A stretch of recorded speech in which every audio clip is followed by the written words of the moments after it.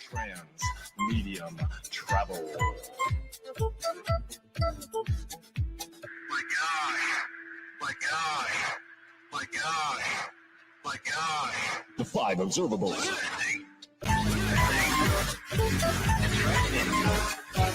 My gosh. The 5 observables.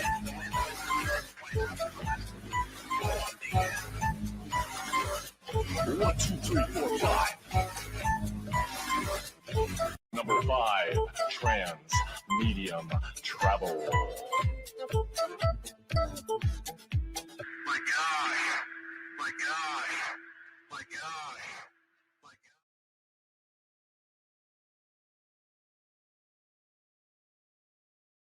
gosh.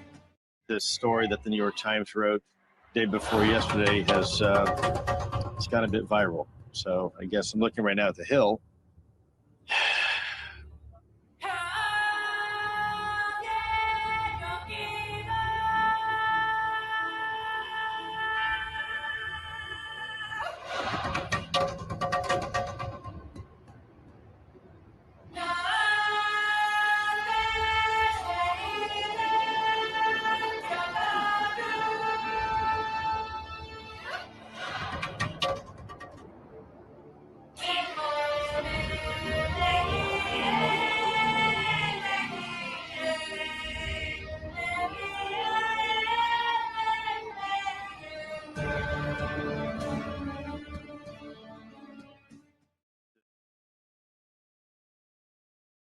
Getting to the point, I'll tell you right now, I'm going to start doing a lot less.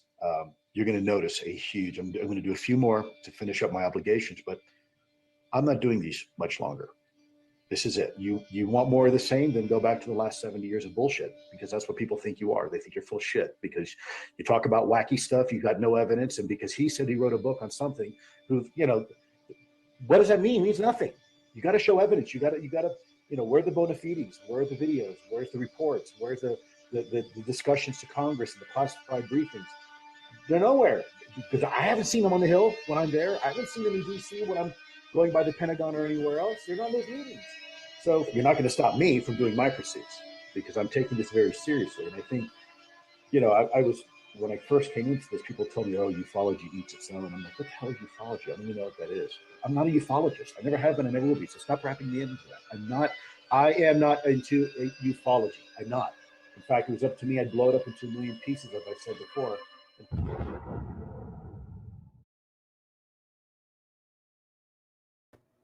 Greetings and salutations, friends. And it would look like Mr. Elizondo is finally going to get his wish, courtesy of Stephen Greenstreet at the New York Post and famously of the Basement Office. For those unaware, Stephen Greenstreet was once I don't want to call him a cheerleader for Lou Elizondo, but he was once very pro the TTSA, Lou Elizondo, CIA threat, UFO threat narrative. And it would appear that, of course, he has taken a 180 and woken up.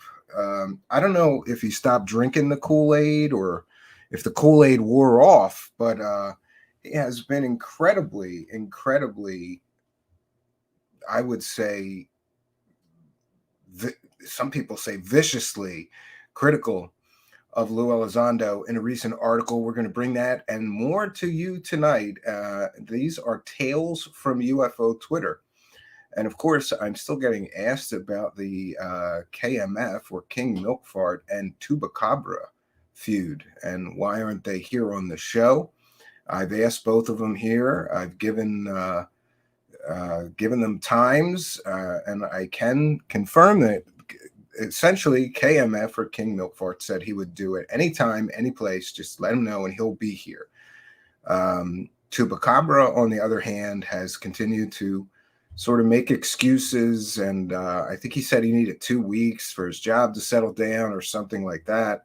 So I don't have anything more to bring you on their Twitter beef, except that it is ongoing and I think it's increasing in viciousness, intensity, and ridiculousness. I gave them both an opportunity to come here, work things out we agreed I would give them each equal time to speak and not let them speak over each other or whatever other requirements they had. King Milkford had no requirements, but yeah, so far Tubacabra has not agreed to appear. But the door is open. The invitation is open. And speaking of the door being open and the invitation being open tonight, I am opening the door to the show, and we will be taking callers after a presentation. Now, of course, we're going to be taking callers one at a time, not a panel show. We have talked in the past about that. These panel shows are chaos. And besides, I might get accused of, ripping off the idea of a panel show, even though thousands of other YouTubers have done it. Yeah, what a crazy week this has been. And I mentioned this on my own Twitter.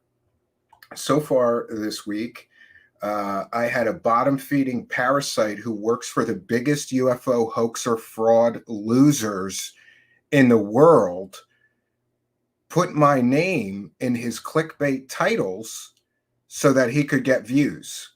And he has done this multiple times, right? And doesn't have anything to say really about me. Just going to say I'm a liar, right? There's 2 documentaries full of evidence that prove I'm not lying. And now I am hearing from multiple people, and I've got the receipts for all of this, that Goofy Goofon is sending people to communicate with my viewers, trying to discredit me, spreading false and completely false information about me, telling them to go back and watch him because they shouldn't watch me for various reasons. That's illegal, you dummy. It's called torturous interference. Look it up. It's illegal, you idiot. And that was just the start of my week. Also, one of these UFO celebrities who previously threatened to well, he didn't. He threatened me in various ways through a cease and desist letter. He then made a video full of lies, right? Saying all kinds of things that never happened. And by the way, I have refused to continue in my policy that I'm just not going to speak about that individual. Just not going to do it. So they can say what they're going to say. However, some other YouTube personality just took it to that guy. And he has all the receipts, all the documents, and I don't feel the need to do anything, Let these people destroy themselves with their own stupidity. And then yesterday, a former friend put me on blast on his YouTube channel for various grievances, even though he has my cell phone number, and I have always had that person's back. I have done whatever I could to support them, help them, right? But I didn't do something, I didn't recognize them enough in an interview, or I didn't call him by his name or promote his YouTube channel on an interview that I did. So now I'm an asshole. And then it gets worse from there, because not only does that guy put me on blast for nonsense yesterday, then we get a phone call today demanding essentially that I do him a favor, right? I decided to be the better man. And despite the ridiculousness of somebody talking shit for an hour about me yesterday and then demanding that I do them a favor today, I decided I would be the bigger man. And I said, fine, here's what you want from me. And that's it. Then I find out hours later that person left a threatening voicemail for me, essentially blackmailing me, and dumb enough to leave it on a voicemail recording. And of course, I had already given him what he was attempting to blackmail me over in the voicemail message. So, I can't take it back. this has been my week so far. And I don't even know. It's only Wednesday, friends, and it is weeks like this, and I've had them before here. We have had them before here. It is weeks like this that really like make me want to just throw in the towel and say, like, none of this shit is worth all of this nonsense, right? I would prefer to just disappear into the woods somewhere with no internet, no cell phone, and live a glorious life of solitude away from people. This is why I became so obsessed with computer science and robots and machine learning and artificial intelligence, because they do not have human nature, not yet. Humans are an incredibly flawed species, and I don't understand people, and I never do, and I never will. The evil that some men do. And then another thing is, the thought occurred to me that you really have to be careful while you are dedicating your life to hunting monsters. You have to be careful that you yourself do not become one, because that person I mentioned employed the very same tactics of one of those monsters that he dedicated so much of his life about: cyber stalking or harassing or intimidating people, attempting to blackmail people into getting your way. These are all the tactics of those monsters. But what can you do except turn the page? And so I've already done that. And, I'm just moving on, right? And as is often the case, though, you can ask anybody who has, there is a certain level of wronging me that, will put you on my shit list forever. You're just not getting off. You're just not getting off of my shit list ever. And that really comes with things like, attacking my family, or I don't know, blackmailing me, attempting to blackmail me or intimidate me, right? Or threatening me, right? Literally threatening me to make another YouTube video. At some point you say, that's it. I will cut you from my entire existence like a cancer, and you are dead to me. And that's just the way it is. And that's just the way it has to be. Because once I've dug that knife out of my back, I will not give you a chance to do it a second time. And that individual that I mentioned, this is not the first knife in my back from them. And the sad truth is, I knew it when the first knife came, that I should just cut this person from my life like a cancer. But I didn't, right? I tried to be Christian, like I was brought up, and forgive and give people an opportunity to make amends. There was no amends. He went right back to doing stupid shit again, right? And then somehow, I love it too, in the world of YouTube content creators, they have this mistaken belief that if they just private the video, it somehow undoes the harm that they did. And I've been guilty of that myself, right? But it doesn't. That harm is still there, right? And if you have to literally lie to people to turn people against me because of your petty little egotistical grievances, all based on jealousy, then I feel sorry for you. I don't hate you. I pity you. Because I learned a long time ago, you can never, ever, ever be jealous of someone more successful than you if they worked harder. If someone worked harder than you and passed you in whatever, level of success, bigger house, better car, better career, any of that stuff.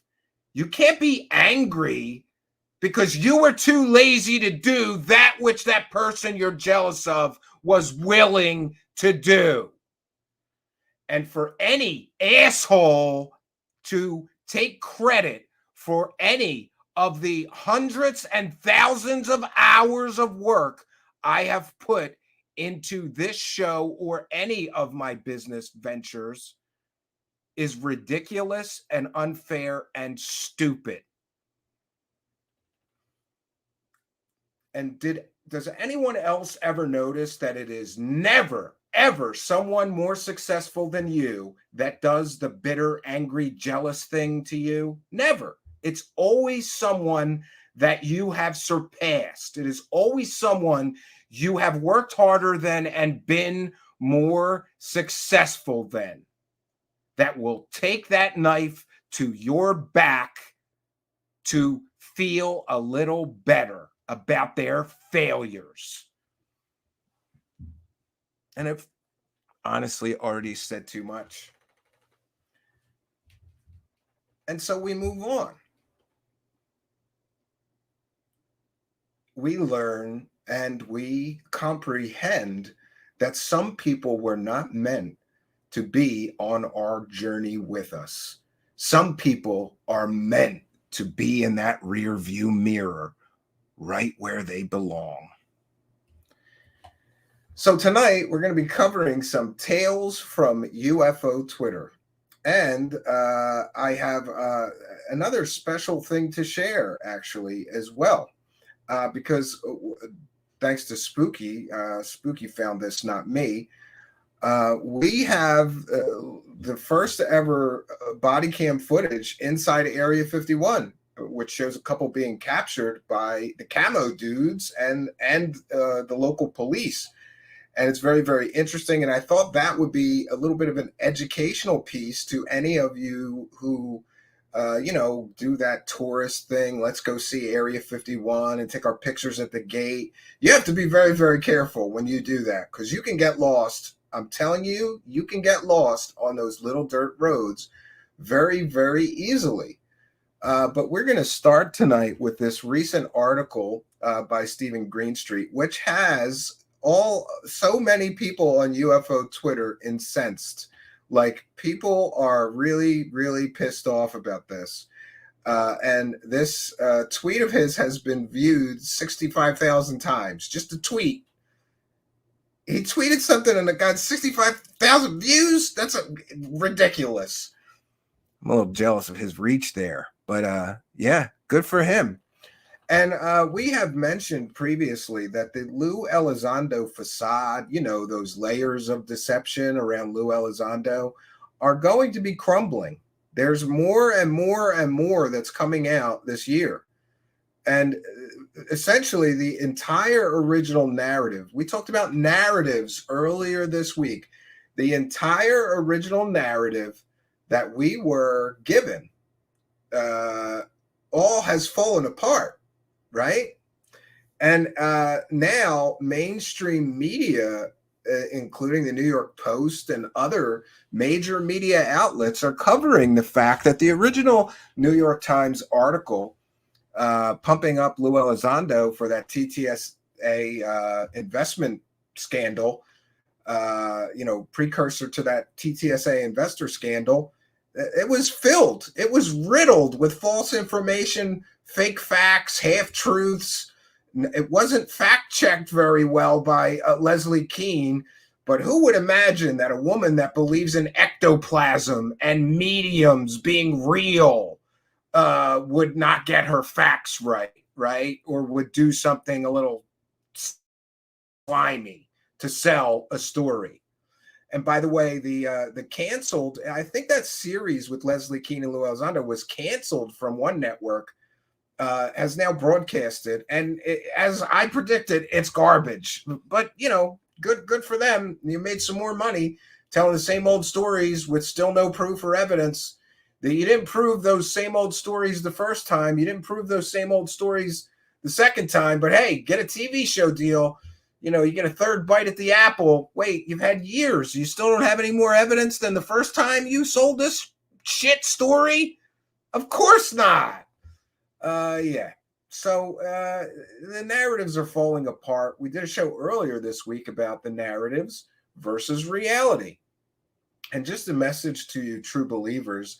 I get it. You're upset. You wanted to believe in this guy. So did a lot of people. But like many of the UFO messiahs before him, Lou Elizondo overplayed his hand. His real hand was that he had a desk job at the Pentagon, and he didn't investigate shit, right? Okay, he may have interviewed Alex Dietrich or somebody else after he saw some videos in the Pentagon, but he wasn't a field investigator. There was no real UFO program that he was the director of. There was no $22 million in funding like we were told. The entire narrative was carefully constructed to sell him as a UFO whistleblower. He is not now, nor has he ever been a UFO whistleblower, in my opinion, and I'm entitled to that because what has he brought us? Some grainy-ass videos, right, that he somehow got out of the Pentagon with the help of, Christopher Mellon, who bent the rules, right? Listen, if you or I bent rules like that with once classified material, we would be investigated. We would be in prison. But the rich, the powerful elite, people like Christopher Mellon, whose family's got more money than God, they have the money shield. So there's no investigation into that. There's no prosecution into how that happened. There's to my knowledge, I've heard several times there's investigations into the TTSA investment thing. Nothing's happened. It's been years. They're trying to get new investors now. But the facade is slowly falling apart, and it's falling apart when mainstream media outlets are covering the factual inaccuracies that were pushed. The false narrative is collapsing. And I'm telling you, listen good and remember, I have said it before. I'm going to repeat myself again. There is more coming. There is more coming out that will further destroy this entire CIA threat, UFO threat narrative, whatever you want to call it. There is more coming out which will reveal the extent of the government infiltration into the UFO community to spread false and fake information. And more and more keeps coming. And while I agree, it has been a slow drip of this happening. But I would ask you, what have you done to help collapse this narrative? People are impatient. I know you want to get to the best gotcha parts, don't you? So do I. But I'm telling you, mark my words, listen and remember, there is more coming, which will destroy this entire narrative that you were all, we, including me, we were all spoon-fed this narrative. And it's all collapsing. Not as quickly as I would like. I would have preferred if all of these drops came in one shot. But the wheels of truth, like the wheels of justice, move incredibly slowly. And this is where we're at, and this is where we find ourselves. I won't reiterate again, but I ask you to be patient and trust that more is coming that will continue to destroy this narrative. These people are not UFO experts. They're clowns. They are literally clowns. And we're going to show you more on that tonight. So I'm going to put up our other banner. I wouldn't want to say that Stephen Greenstreet's article is a comedic parody, but it is comedic how stupid this entire false narrative has been. It's comical. It's comical how You can literally construct an entire fake story with the help of some savvy media people, some government insiders, and you can literally take over an entire community. And that's what happened here, all created on false narratives. And Stephen Greenstreet, here is his tweet. And this is what really got all the true believers really pissed off. And I would caution you, true believers. First, I just want to say, I don't bear any of you any ill will, and neither does anybody who's skeptical of these claims. You need to calm down and realize that all of us just want to get to the truth, right? We're not here to destroy your belief system. I'm not here to upset you or piss you off. And if I've done so in the past, then I fully apologize. But we're here to get to the truth of these matters. What is fact and what is fiction? And I would also say to you, if you just want to live in a fiction fantasy land where all of this is true and these UFO messiahs are really going to believe you disclosure, then there are shows for that, right? You've got the Unity Project and that UFO podcast and the other stupid idiots that are helping these government clowns, right? Or people like disgraced journalist Ross Coulthart push a false narrative, or CIA contractor Gary Nolan. You know, if you want to live in fantasy land, there are some guys that are making 100 times more money than the people telling the truth are making, right? The fairy tale. It's just as good as Mother Goose. So go over there, right? And you can also follow any show name that has disclosure in the name, right? They'll give you the fairy tales, right? But don't be upset. Don't be angry with the people that find the truth and offer it to you. You can just choose not to take it and live in your delusional fairy tale world. You can live in that delusion bubble and just hang out with other people who are equally living in that delusion bubble. Put the blinders on. Don't show me that Stephen Greenstreet article that tells the truth. I don't want to see it. You can do that. It's your choice. But don't be angry at people like Greenstreet or Mick West that are actually doing good work and bringing people the truth.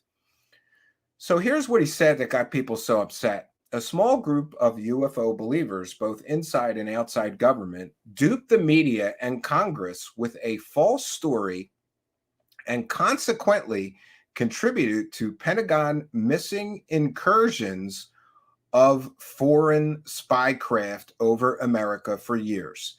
So essentially, because of these UFO grifters, they put our nation at risk. How's that for you people who think that Lou Elizondo is some kind of American hero? He literally may have put the United States in jeopardy with the UFO grift, him and his friends, right?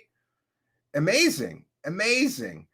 So his article is titled "Crazy UFO Believing Pentagon Bosses Missed Spy Craft for Years," right? Or this is from the New York Post, right? And this is from Stephen Greenstreet. 1 second. What an article. And of course, there's his episode of The Basement Office, right? UFOs and werewolves. Who doesn't like that? All right. Crazy UFO believing Pentagon bosses missed spy craft for years. The Post was right. The UFO story is fake news. After a gigantic Chinese spy balloon flew over America, the mainstream media and some congressional leaders are still looking for aliens. And now it's reported that the Pentagon missed several incursions of foreign spy craft for years because they were instead looking for UFOs. How did this happen? It seems a small group of UFO activists spent years misleading a credulous media and an oblivious Congress. So remember, these are your heroes, true believers. They misled the media and they misled members of Congress. And they put the United States in danger with this garbage. And that's what it is. It's garbage. The Times reported that Nevada Senator Harry Reid spearheaded the creation of ATIP, which was funded with $22 million to study strange unidentified objects flying over America's skies. The story, unsurprisingly, went viral, and UFOs became a red-hot topic overnight. 2 days after it was published, Lou Elizondo, the former Pentagon official, who the Times claims was the director of ATIP, went on CNN to talk about otherworldly UFOs that ATIP had allegedly studied. He stated these anomalous crafts were, quote, defying the laws of aerodynamics, unquote. By the way, that's a claim he has never proven yet. Never. And he never will.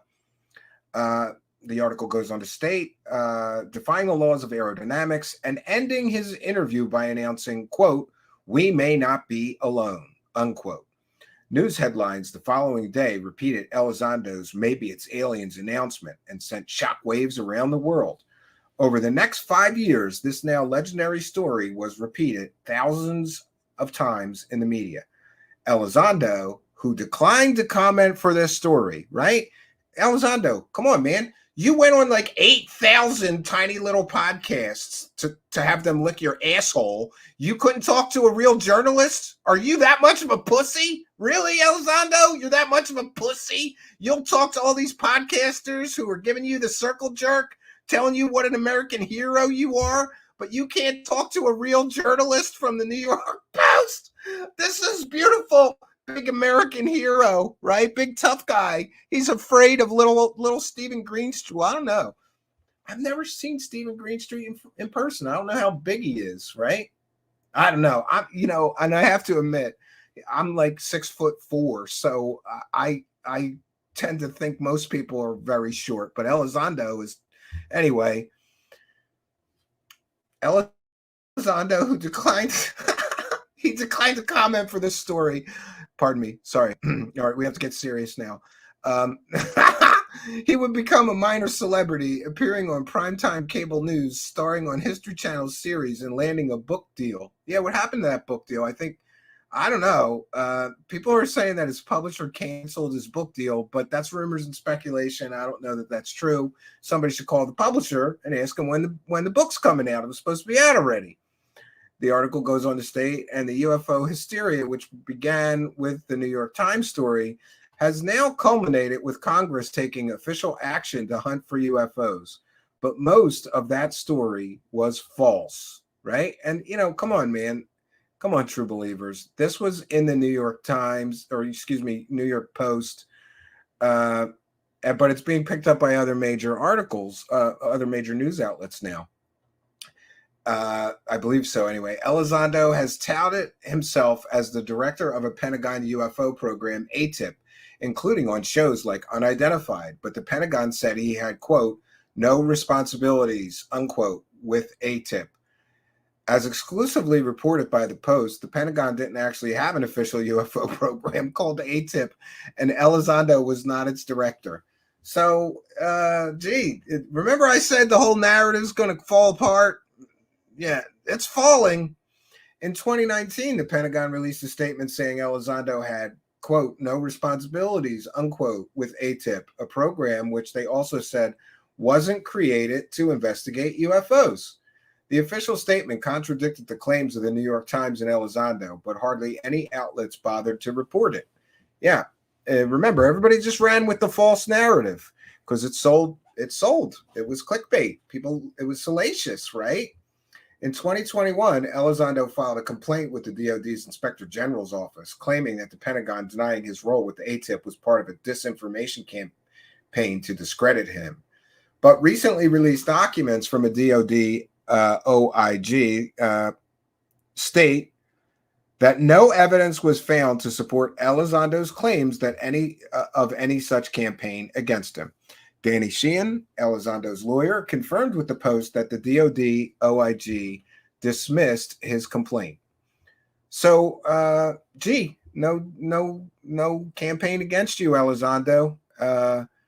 And wouldn't it be, if Elizondo was telling the truth and he really was the director of the program and the government had lied about it, and then he filed official complaints, they kind of would have to pony up with the truth, and they basically, nope, Elizondo, go away, dismiss the complaint.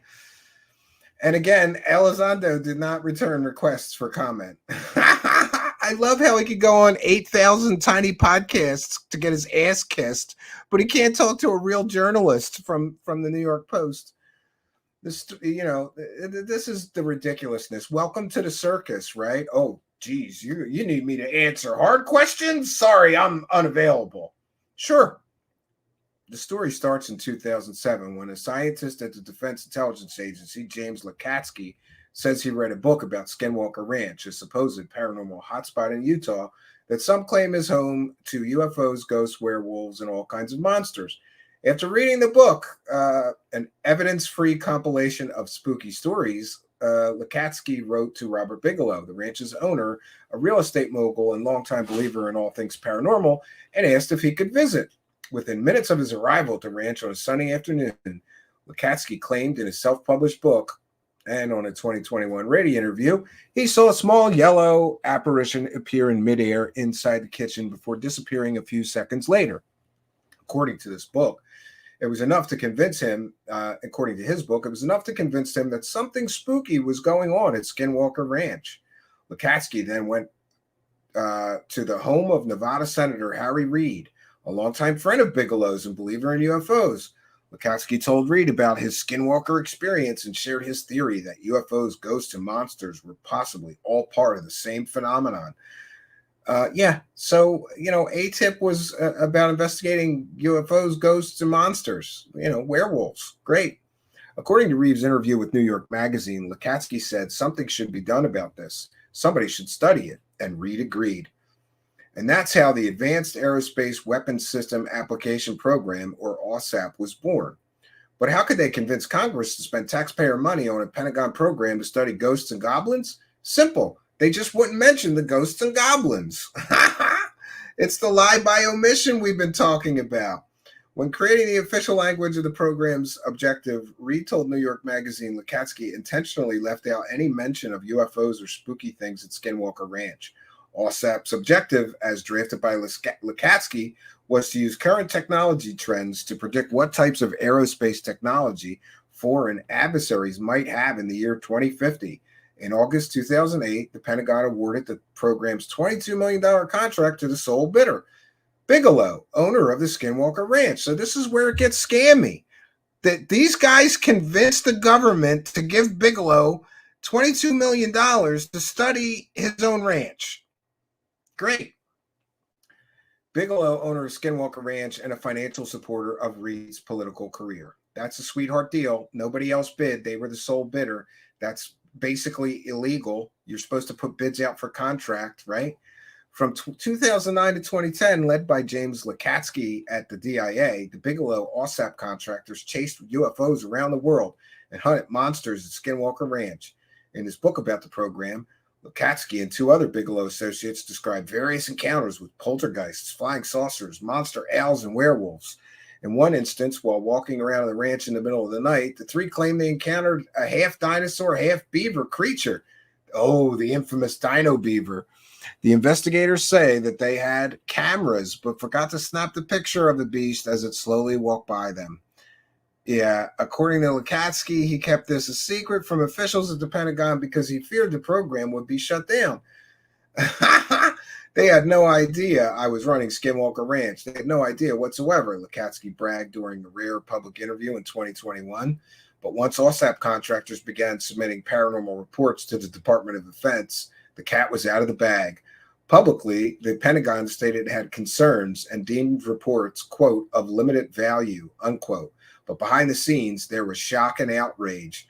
One DoD insider told the New Yorker that the Pentagon worried that if this came out, that the government was spending money on this, this will be a bad story. Well, here it is coming out. Fearing AWSAP was on the chopping block, Senator Reid submitted a Hail Mary request that the program be made top secret, thus protecting it from naysayers. But in his request letter, Reid didn't say AWSAP, apparently because Pentagon officials were now upset about AWSAP. Instead, Reed referred to the embattled program with a made-up nickname of ATIP. So that's where ATIP comes from. ATIP was never the name of any program. It was a nickname that Reed used to scam it by the Pentagon, right?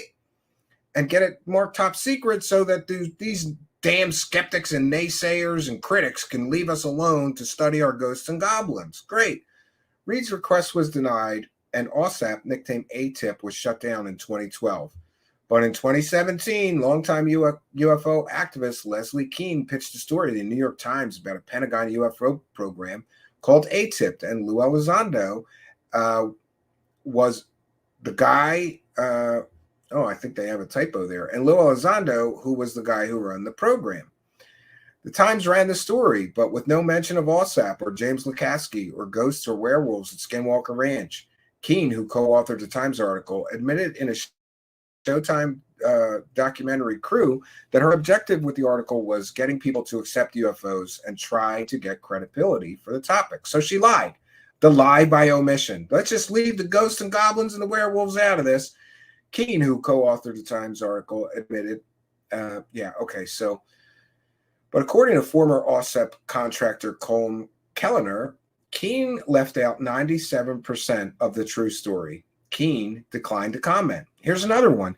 Leslie Kean can go on all these podcasts to get interviews to promote her shit, right? But she can't respond to comment.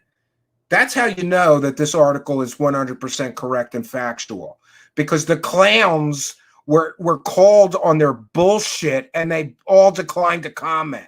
Isn't that convenient, right?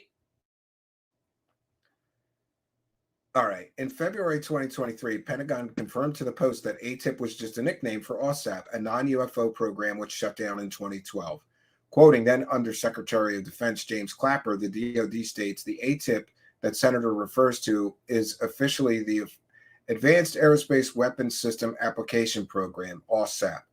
As for any official UFO program, quote, the Pentagon has stated it didn't even have one prior to 2007 to 2018. So the Pentagon has stated it didn't even have one from 2007 to 2018. So again, to you true believers, I'm sorry that you believed in yet another UFO messiah. But this man, Lou Elizondo, has built his career on a mountain of lies. The Pentagon has stated it didn't even have a UFO program from 2007 to 2018. Didn't have a program. How's he running a program if they didn't have one? So ATIP, a Pentagon UFO program that never officially existed, said, and Elizondo, the man who officially wasn't its director, stole the limelight for 5 years. Meanwhile, the jilted and uncredited members of OSAP refused to give up their quest for aliens and monsters and were working quietly behind the scenes to move the paranormal needle. In 2018, some of the first Pentagon officials to brief Congress on these so-called UFOs were former members of OSAP. Among them was Eric Davis, a former OSAP contractor who had cited psychic spoon bending in a paper written for the Air Force. Yes, and that was the paper that the U.S. Air Force would later go on to call crackpot science. That's another of your stupid heroes. Eric Davis, crackpot scientist, right? Wackadoo, in other words. A celebrity in UFO circles, Davis told congressional leaders that some UFOs were, quote, off-world vehicles not made of this earth, unquote. And again, Eric Davis has never provided any proof for that statement. But again, lots of people made lots of money running with that quote, right? In the media, everybody ran with that quote. No proof of it, no evidence of it, and it came from a wackadoo scientist. But hey, if it fits the narrative you're trying to sell, we'll use it.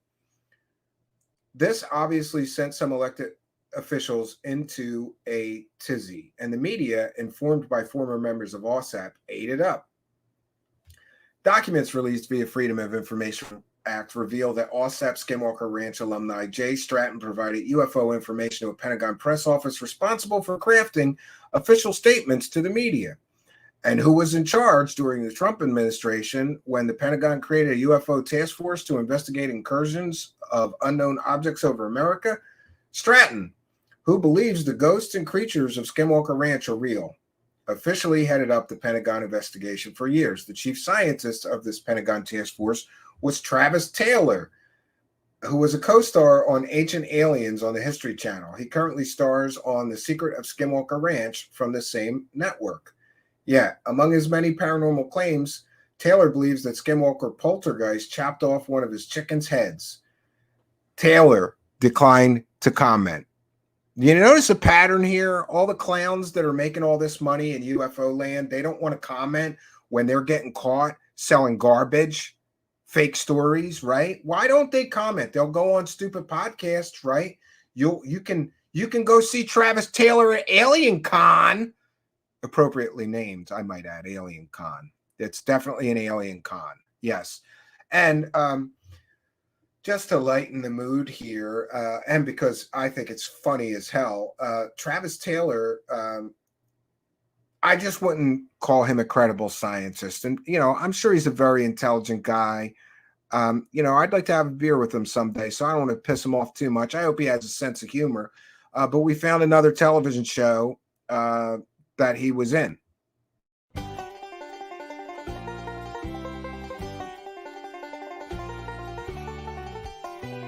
I'm Dr. Travis Taylor.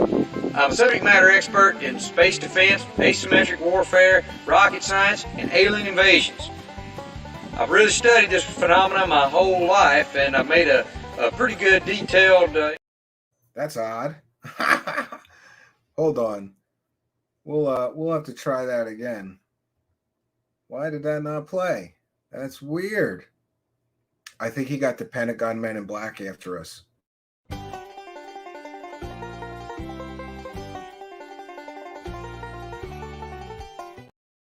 Oh, sorry about that. There's some kind of problem with my bumper.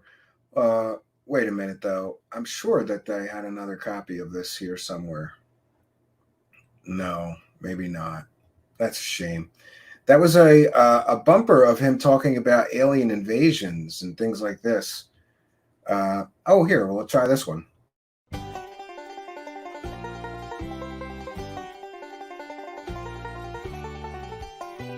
I'm Dr. Travis Taylor. Wow, that's weird. Travis Taylor and the Men in Black, right? That's what happened. We'll get back to the article. I apologize. I'll fix that another time. The chief scientist of this Pentagon task force, Travis Taylor. Okay, so Stratton and Taylor's Pentagon task force was charged with identifying things like Chinese spy craft flying over American airspace. But repeatedly, and perhaps unsurprisingly, they only saw UFOs. In a new Washington Examiner piece, national security reporter Tom Rogan writes that Stratton's Pentagon UFO task force was, quote, was diverting government resources to researching truly unconventional UFOs at the expense of addressing Chinese balloons, unquote. And that Jay Stratton was reluctant to confront the balloon problem. So here we see, why are these balloons getting through our airspace? It's because of these two clowns that were too busy looking for aliens to deal with the real, actual national security threat. This is the cost of the UFO grifting. The official claimed Stratton would talk about the Wolfman stalking his house and other spooky stories stemming from Skinwalker Ranch. Shocked and fed up, the source and others protested about their crazy boss to Pentagon brass. We had to go to leadership and tell them we're done with this shit, the source said. Listen, could you imagine being in the Pentagon and you go, oh man, I got to go tell the higher ups, my boss is a crazy wackadoo who's talking about werewolves stalking his house, and we can't deal with this no more. Could you imagine? Great. Stratton did not reply to the Post's request for comment. He retired from the Pentagon in 2022, and soon after, military officials were repeatedly able to retroactively determine that some of the UFOs were actually spy balloons. It appears that a small group of UFO believers, including Travis Taylor and Lukatsky, Travis Taylor and and Stratton, who's making the UFO rounds right now. Isn't that convenient, right? Stratton did not reply to the Post's request for comment, right? again, why can none of these UFO grifters comment when a real newspaper calls them on their BS alien garbage? He retired from the Pentagon in 2022, and soon after, military officials again were able to retroactively determine some of the UFOs were actually spy balloons. It appears that the UFO believers distracted the media and Congress into looking for extraterrestrial UFOs, while in reality, terrestrial spy craft were brazenly flying over America with impunity. In a tweeted video, Rubio states no one took it seriously because immediately it was all about UFOs and flying saucers and aliens.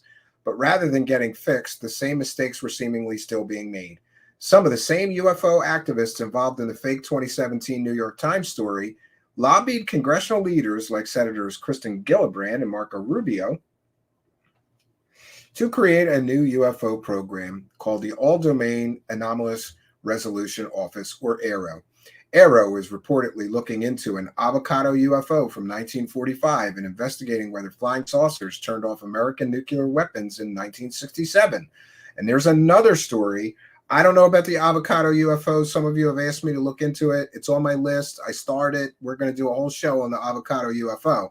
But these stories of flying saucers turning off nuclear weapons, remember the source for that later also claimed to be abducted by aliens, getting probed and all kinds of stuff. It's not good, friends. It's not good. Official government documents show the later case is a hoax. But that isn't stopping the AARO from asking for lots of taxpayer money for investigations. On March 4th and 5th, Jay Stratton and Travis Taylor appeared at, quote, Alien Con, unquote. I love that it's called Alien Con. You know why? Because it's an alien con. It really is.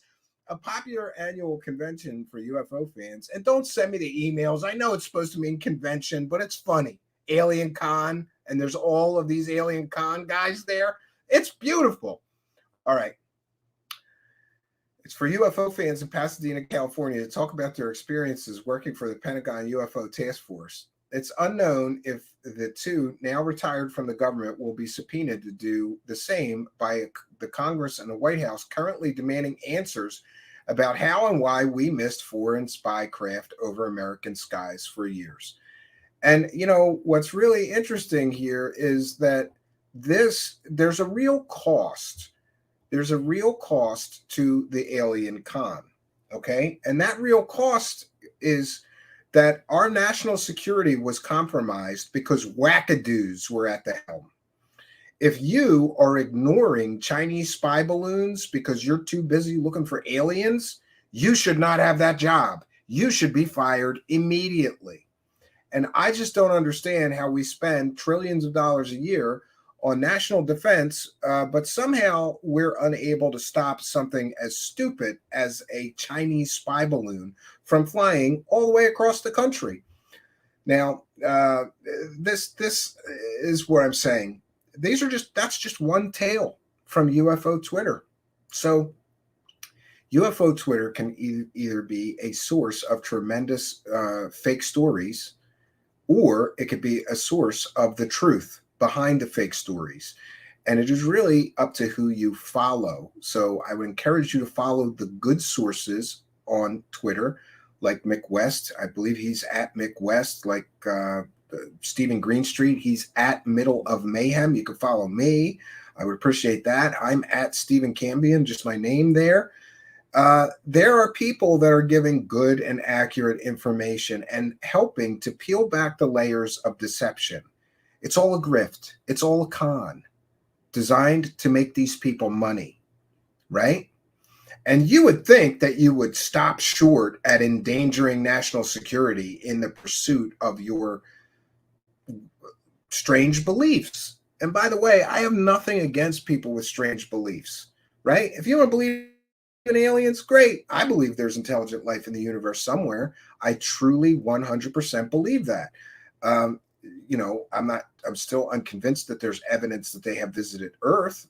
You know, however, I believe that there's intelligent life somewhere in the universe. I also believe in non-human intelligence, especially from a spiritual perspective.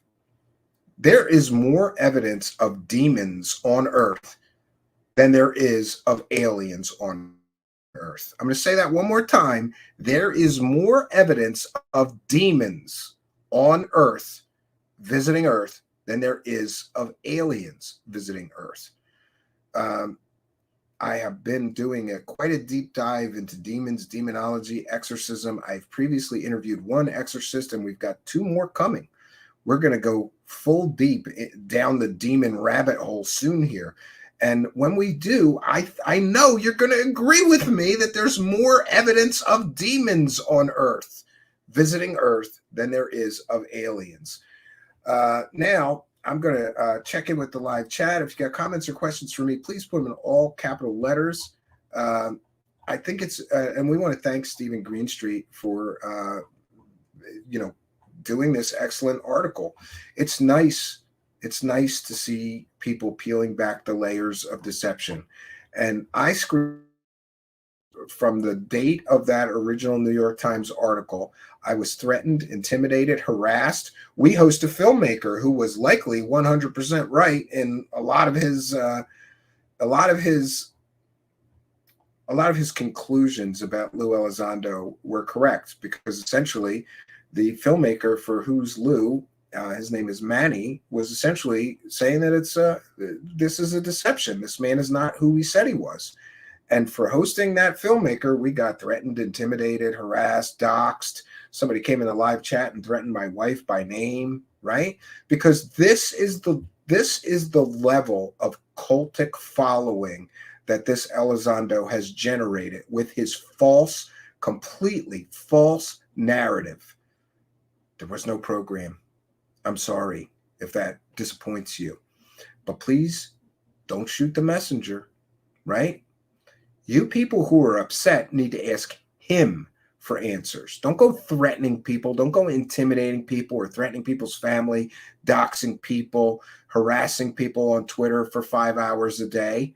Go to the source and ask him, why did you lie to the New York Times? Why did you lie to all of us? Mr. Pin Tweet, I will never lie to you, except if it's profitable for me, apparently. Yeah. So I'm going to check in with the live chat, make sure, yeah, you're all still here. Good to see. Wait, I missed one. Did I? No. I see Lou Reviews is here in the chat. Welcome, Lou Reviews and the Out There channel. Yeah. Josh is here and says, ASAP, all-star team, 1 lead scientist, hoaxer, 1 lead historian, fiction. Yeah.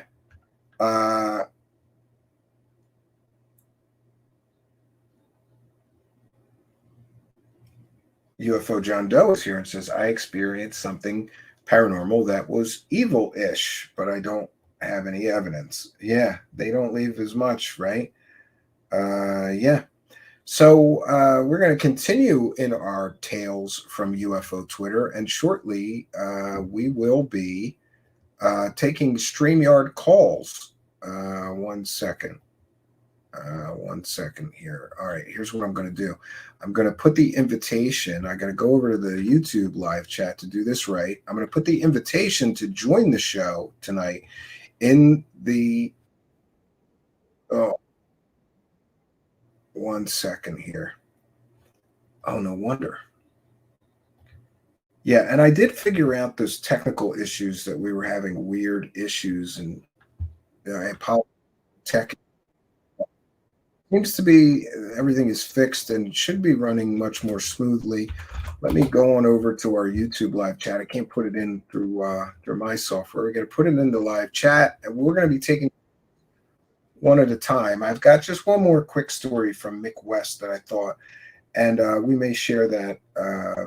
We're going to share that Area 51 footage from inside Area 51. I'm going to put link to join the show. And here's how we're doing this now. We're doing 1 caller at a time. And I will try to let people know. I can count how many people are here. And we take you in sequential order. So the first person in is the first person that we bring on the show. We'll give everybody 5 or 10 minutes and we move to the next person. That's how we're going to do that tonight. Link to join the show. And I'm going to put please wear headphones. And of course, our one other rule is no nudity. You can tell that we have such a quality audience that I have to specify no nudity in the live chat. And I'm going to pin that message to the top of the chat. So we're going to get to this other story from Mick West, because this one is equally funny. And I am shaking my head lately watching these, and granted, my stories from UFO Twitter may be on a bit more skeptical side, at least the ones I'm sharing. I'm choosing to share those.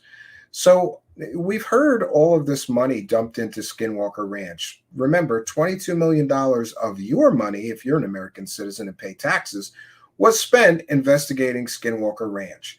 Then, of course, Brandon Fugel buys Skinwalker Ranch and got a big TV show deal. And now there has been millions and millions and millions more dumped into investigating Skinwalker Ranch. And isn't it interesting how little actual evidence they have? What has it been, 5 years? 5 years now that they have been studying things. Yeah, I don't know what happened there, Mr. Ian. You got a bunch of screen tearing. Check your webcam and come back. I noticed it there. All right, so we've still got our fair use banner up. We are going to share this. And yeah. Mick West says, what could this possibly be? Eric Bard and Travis Taylor, scientists working at Skinwalker Ranch, show helicopter pilot Cameron Fugel video of a mysterious dark streak passing near the helicopter. Oh, you know what? Let me do this one more time. Make sure I got the audio. I always do that. I apologize. There we go. Mick West on Twitter. And it's at Mick West to follow Mick West. And by the way, I can't find the meme. I got to find it. I just want to tell all you people complaining about Mick West, stop complaining. Stop complaining about Mick. Stop crying about Mick West and get some better evidence, right? Do you want to just believe in fairy tales, or do you want somebody like Mick West who can show you what these things truly are? So, let's take a look at this. We'll see what do you think? Let me know in the live. So what is that buzzing by, right? What is that buzzing by? This is the best evidence that they have, apparently. And, we saw other instances of this when Stephen Greenstreet visited the ranch and he asked to see their best evidence, right? I don't know. And people are saying it's an unidentified flying object because it set off the altimeter. A bird or bug won't do that. It's improbable it was a coincidence it happened when this appeared. I just am left dumbfounded thinking that if this is the very best evidence that you can show people after 5 years of investigating this ranch and millions of dollars dumped in and millions of dollars of the highest, best equipment that you could get, this is a nothing burger. Skinwalker Ranch, unfortunately. And by the way, I love those spooky stories in George Knapp's book. I love the stories, great stories, but I find myself thinking while loving reading and enjoying those stories, I find myself thinking, why am I reading this? Why don't I just read a fiction book, like Frankenstein or something if I want a spooky story? Why am I reading? By the way, I really like old horror movies, right? Now you got screen tearing again. It was good the last time you jumped in there, Mr. Ian, and now it's a mess again. So we will wait here for Mr. Ian to figure out his webcam. This guy can program AIs like a son of a bitch, but he can't work a webcam. It's the curse of it's a nerd curse with Mr. Ian. He's great at some tech things that just like, and by the way, Mr. Ian sent me the code for this AI system he's working on. It's amazing. And I've been looking over the code going, oh my God, I understand this code. And I can't tell you how happy I am that I understand what he's doing so that I can mess with it, right? and I'm getting admin access. I'm going to start messing with this AI image and video generator. It's coming online, and we'll have it soon. So we've put the link to join the show in the description of this video in the live chat, and you too can join. It's pinned at the top of the live chat. We don't. I'm waiting for callers right now, and Mr. Ian, they will need to connect their mic cam before you can add them to the stream. And he's gone again. He's like a I don't know. He's like a genius savant with artificial intelligence, but you know, the webcam stuff, right? So we'll take comments and questions. 1 second here. Let me knock that down, and we'll take comments and questions from the live chat. Oh, somebody asked where Bob Berkins has been. He's back. Yeah, look at that's what he's doing right now in my backstage.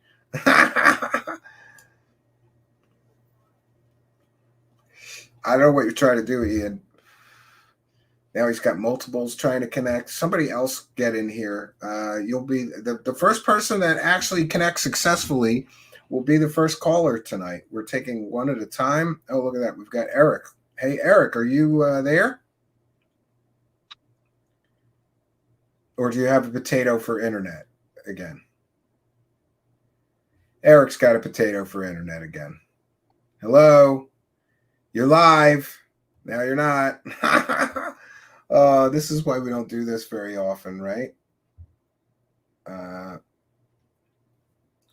Yes, Travis Taylor lied about having no interest in UFOs on the Unidentified show. Yeah, he's had a lifelong interest in these things. And isn't it, you know, look, it's just like Bob Lazar. Bob Lazar lied and said that he had no interest. Bob Lazar said he had no interest at all in UFOs before working at Area 51. And we have shown that to be a complete and total lie. Yeah, for somebody that has no interest, he is awfully well informed about the UFO topic and all the different stories out there.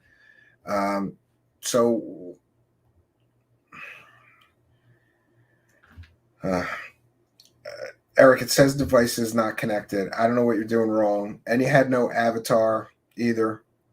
So I'm not really quite sure what you're trying to do, but it's not connecting. It's not working. Get some internet not run by a potato, please. If you're going to connect, please have a good internet connection. It really helps, especially if you're going to stream video as well. You can choose to turn off the camera and just come on as audio, right? Yeah, maybe it just wasn't. Maybe that video just wasn't playing in my headphones for some reason. It played for like 5 seconds and then it stopped. So I apologize. So here's what we're going to do. We'll put our fair use banner back up. I'm going to share that wonderful video that Spooky found. It's the first body cam footage inside Area 51. Let me cue it.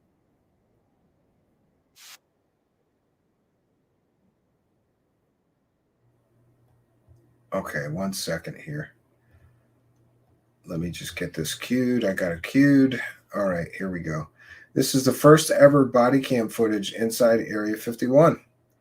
Interesting, this couple managed to wander quite a long distance past the border. You're about the deepest that anybody's ever gotten. Yeah, honestly, we got really nervous at this distance. Other ones, they weren't quite this far. No, in this little car they got. I was like, how the hell did you get this far? The following is extremely rare footage filmed inside of Area 51 and has never been seen before. It's a late August. Yeah, I have seen many people make it to the gates or the barriers. For those unaware, when you get there, there are very imposing signs that back most people off, because basically the signs say that deadly force is authorized if you trespass past this point. In other words, they're allowed to shoot you on sight if you wander past, and that's pretty intimidating. August afternoon in 2022, and a Lincoln County, Nevada deputy has been dispatched to a restricted location surrounding Area 51 in reference to a trespassing incident. Okay, crossing the boundary. SA. It's marked no trespassing, no drone zone. Warning Air Force installations. Yeah, so there is points where they say no trespassing, no drones past this point. You're not allowed to fly a drone onto the protected space. Clearly marking.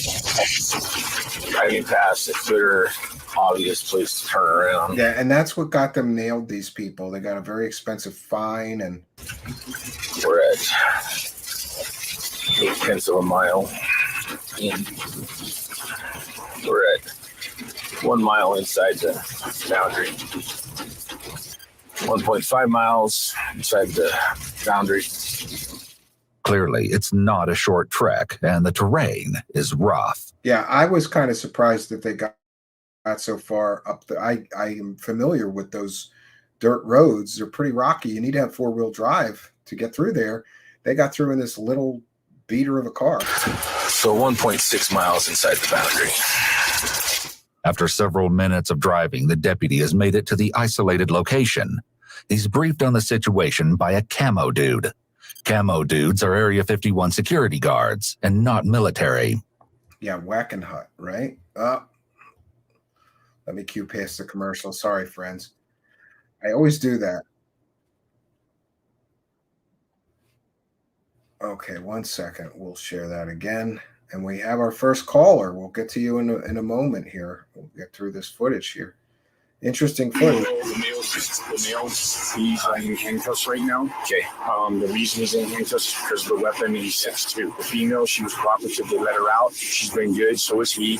But I just wanted to let you know what was going on right off the bat. All right.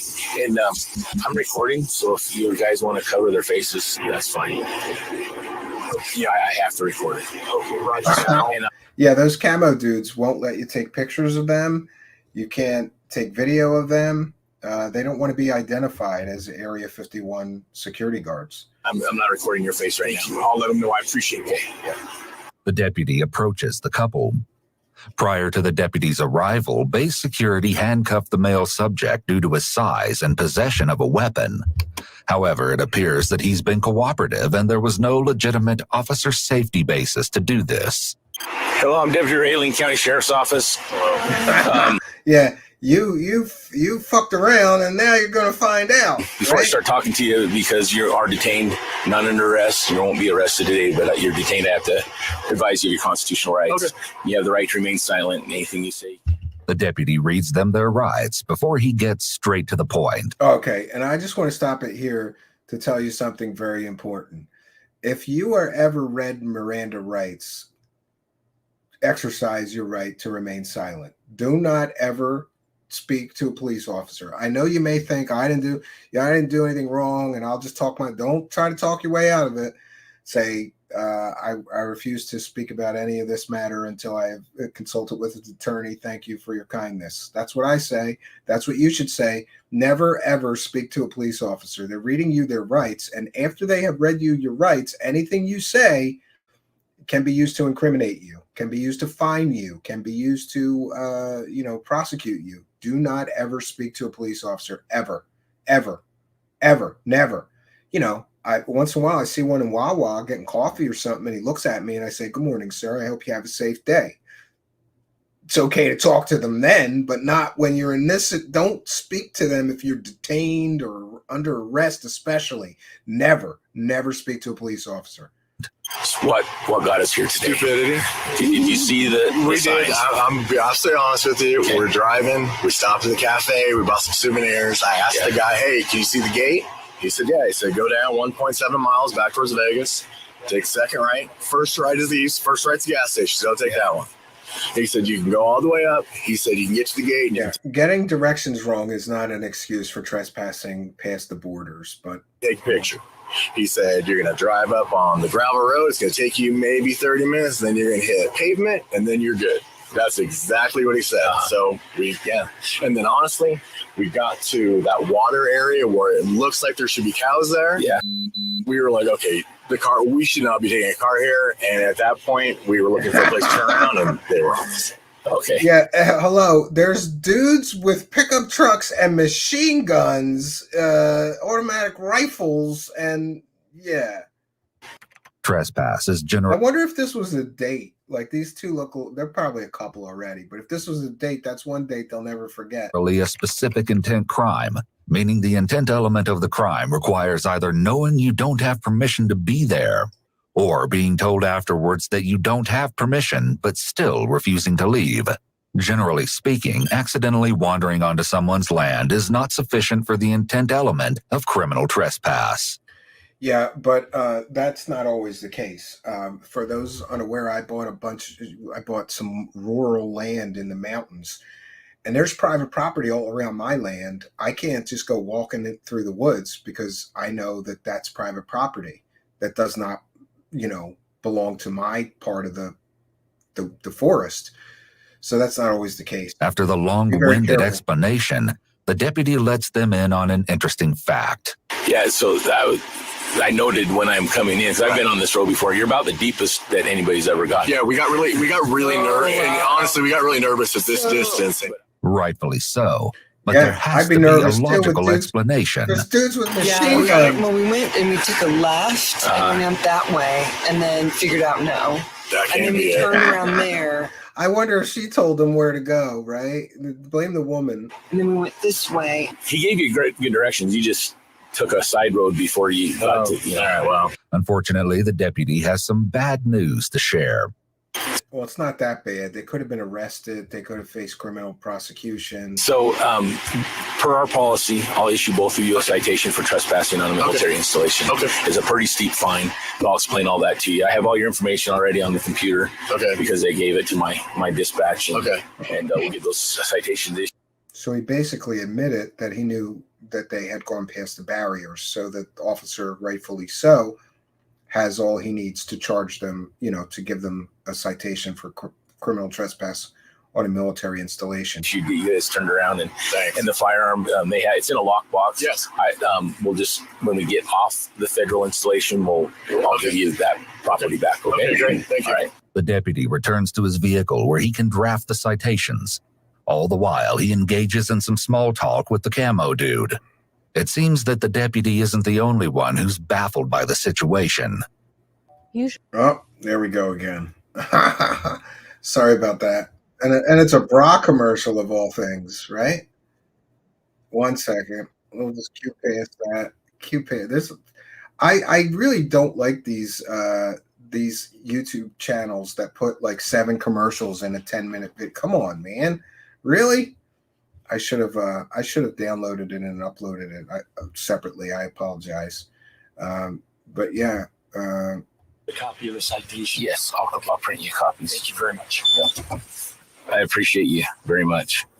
Well, we appreciate you. I'll tell you, it's nice working together. Yes. And doing the right thing. This is the farthest I've ever had anybody get in. Well, this is why this footage is so interesting, because the camo dudes and the cop are both saying this is the furthest they've ever seen somebody get inside the barrier. Blown away. That's what I told him. I said, I've never been in this far. When we had those other ones, they weren't quite this far. No, they were back up there probably about 2 or 3 minutes back. And in this little car they got, I was like, how the hell did you get this far? Well, as I'm coming in, I'm noting, like, okay, they could have turned around here. I talked to them. They said, interesting that they got that far. So he talks to those guys, and then he comes back and tells them about the fine. He has even more bad news for the couple. So, all right, here's your licenses and your registration back. So, like I said earlier, you're both being issued a citation for trespassing on a military installation in Lincoln County. It's a $640 fine. Okay.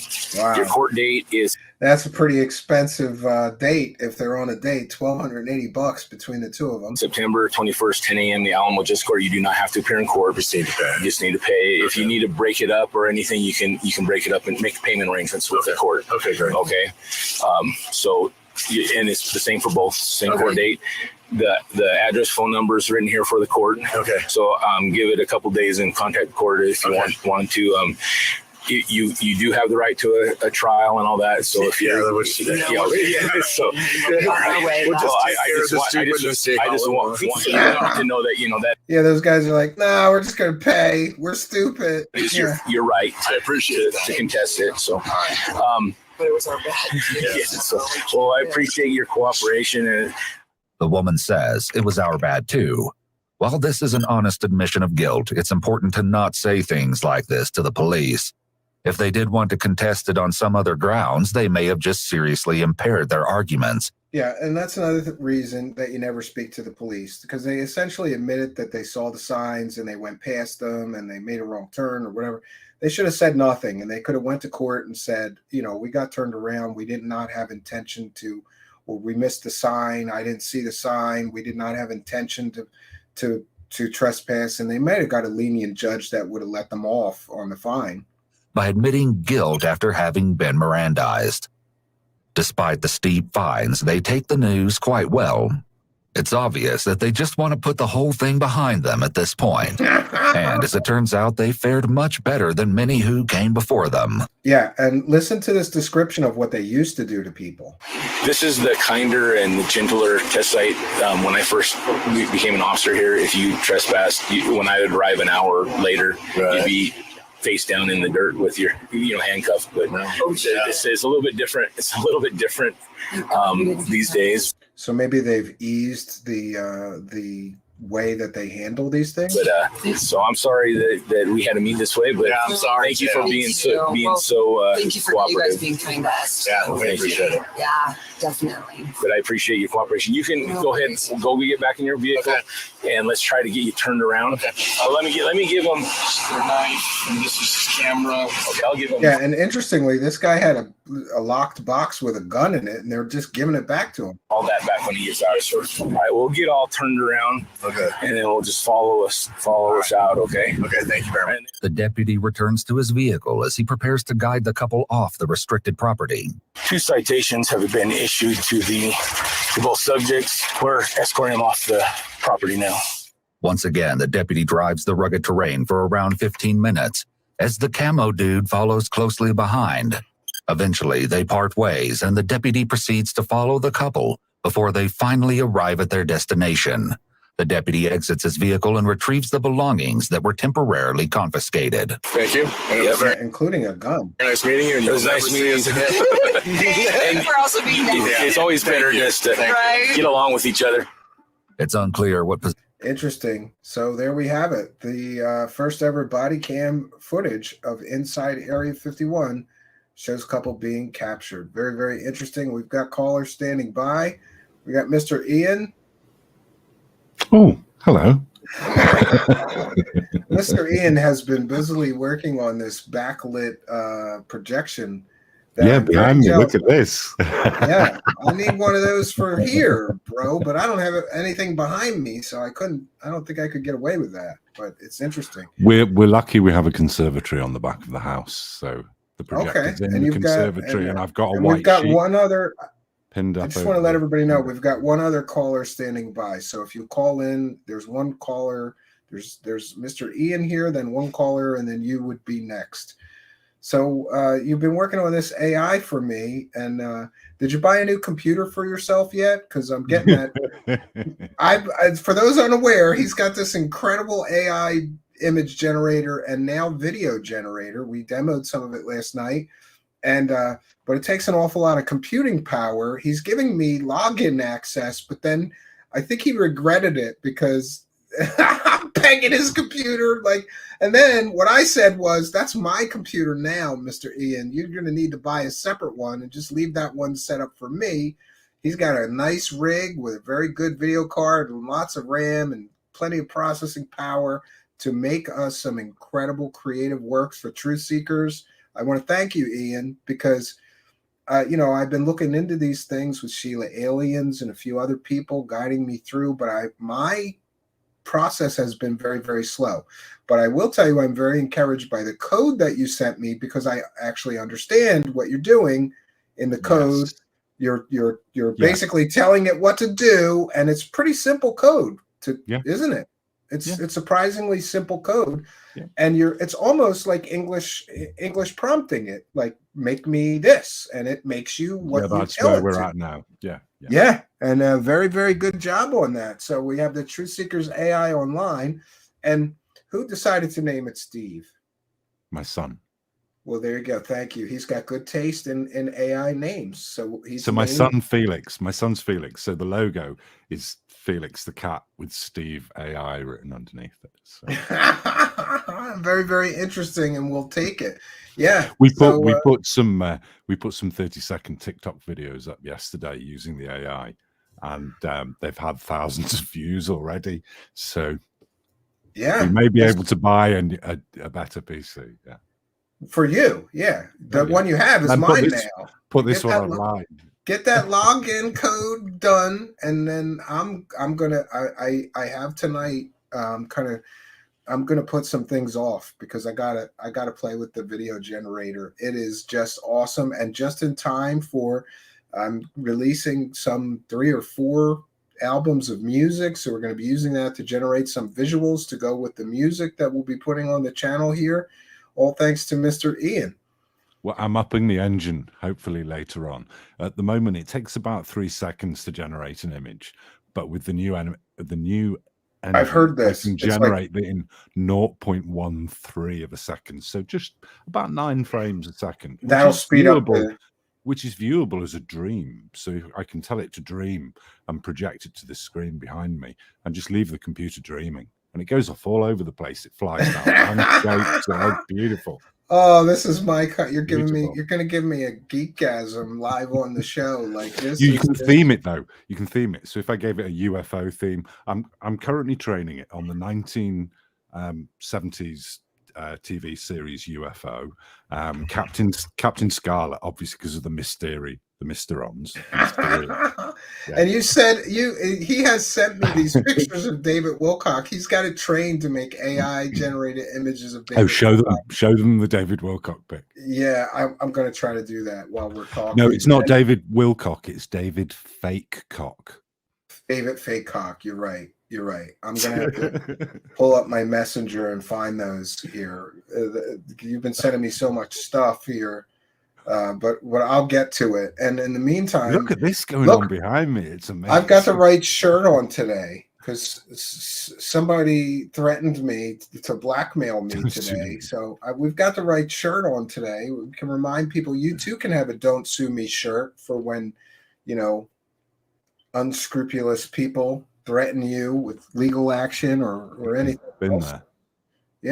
Yeah, it's a good thing. Let me get into my messenger and see if I've just realized with my brown dressing gown and the headphones, I actually look like a crazy teddy bear. Oh my God, you made so many of these. They're so gross. They're gross, but like tastefully gross. This is hilarious. That looks so smarmy.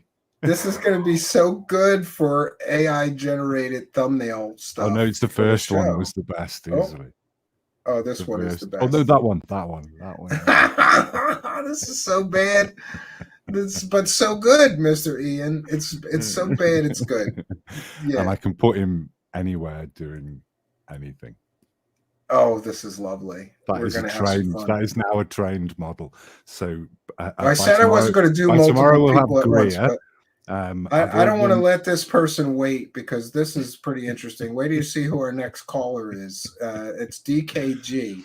I have Marina Saran and oh my God so far. And then we'll have David Greer and I might do Goof on. Oh geez. Welcome DKG. Oh, hello everybody. The things that happen here. Oh no!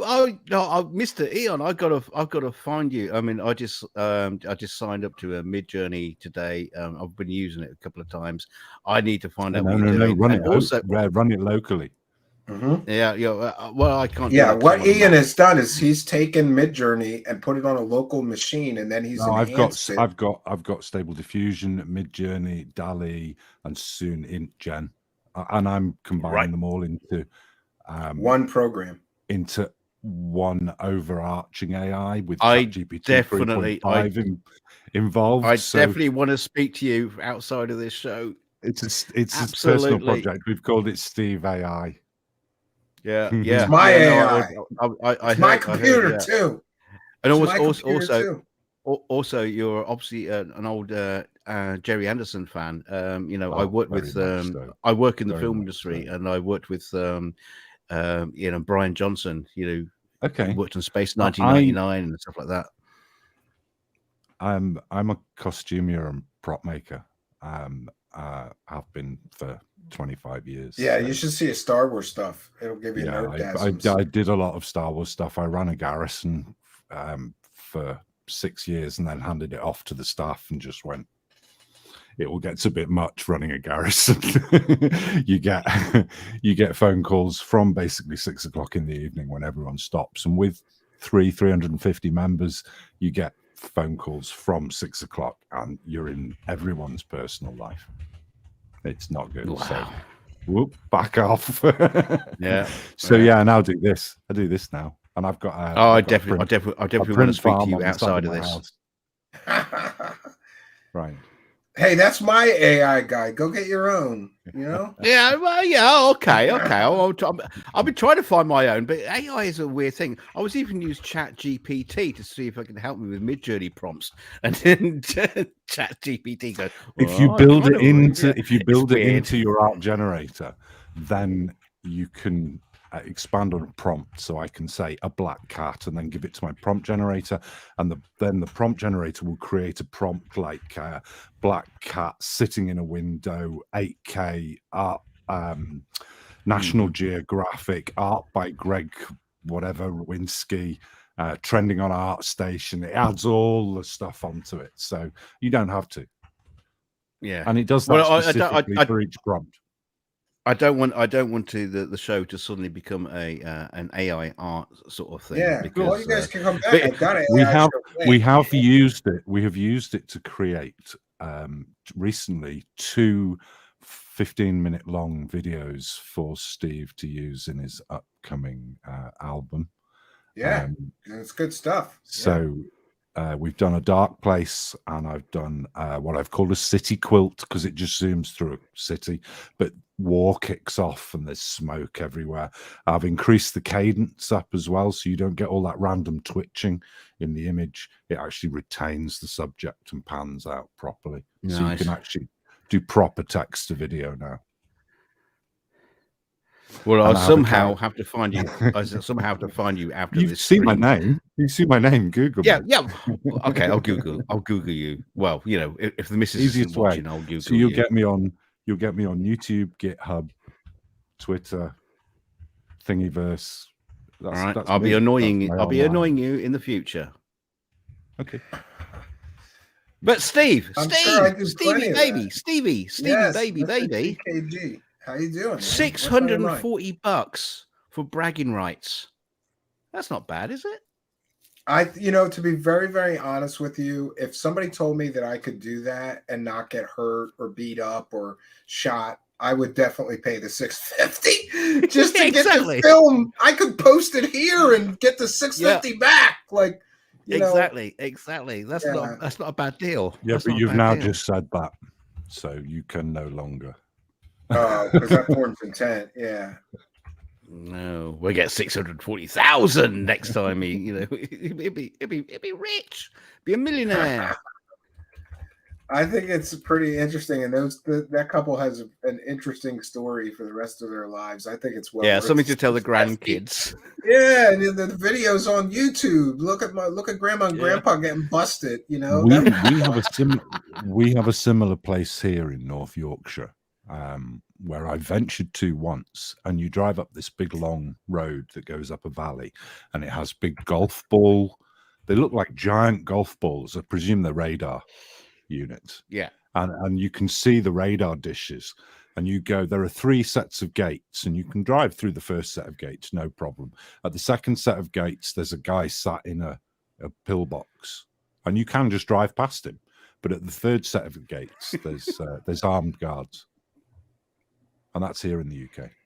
So yeah. No, I've made it to the second set of gates, stopped and asked the guy at the gate, will we be shot if we drive any further? Oh, and he goes, you don't need to be. You don't need to be here. Just go. My only experience with that is growing up. Me and my brother and some of our friends, we lived. My dad had this cottage near a lake, and it was near Fort Dix Army Base and McGuire Air Force Base, which were connected. And there was all these woods between our little cottage and this lake and the Army base.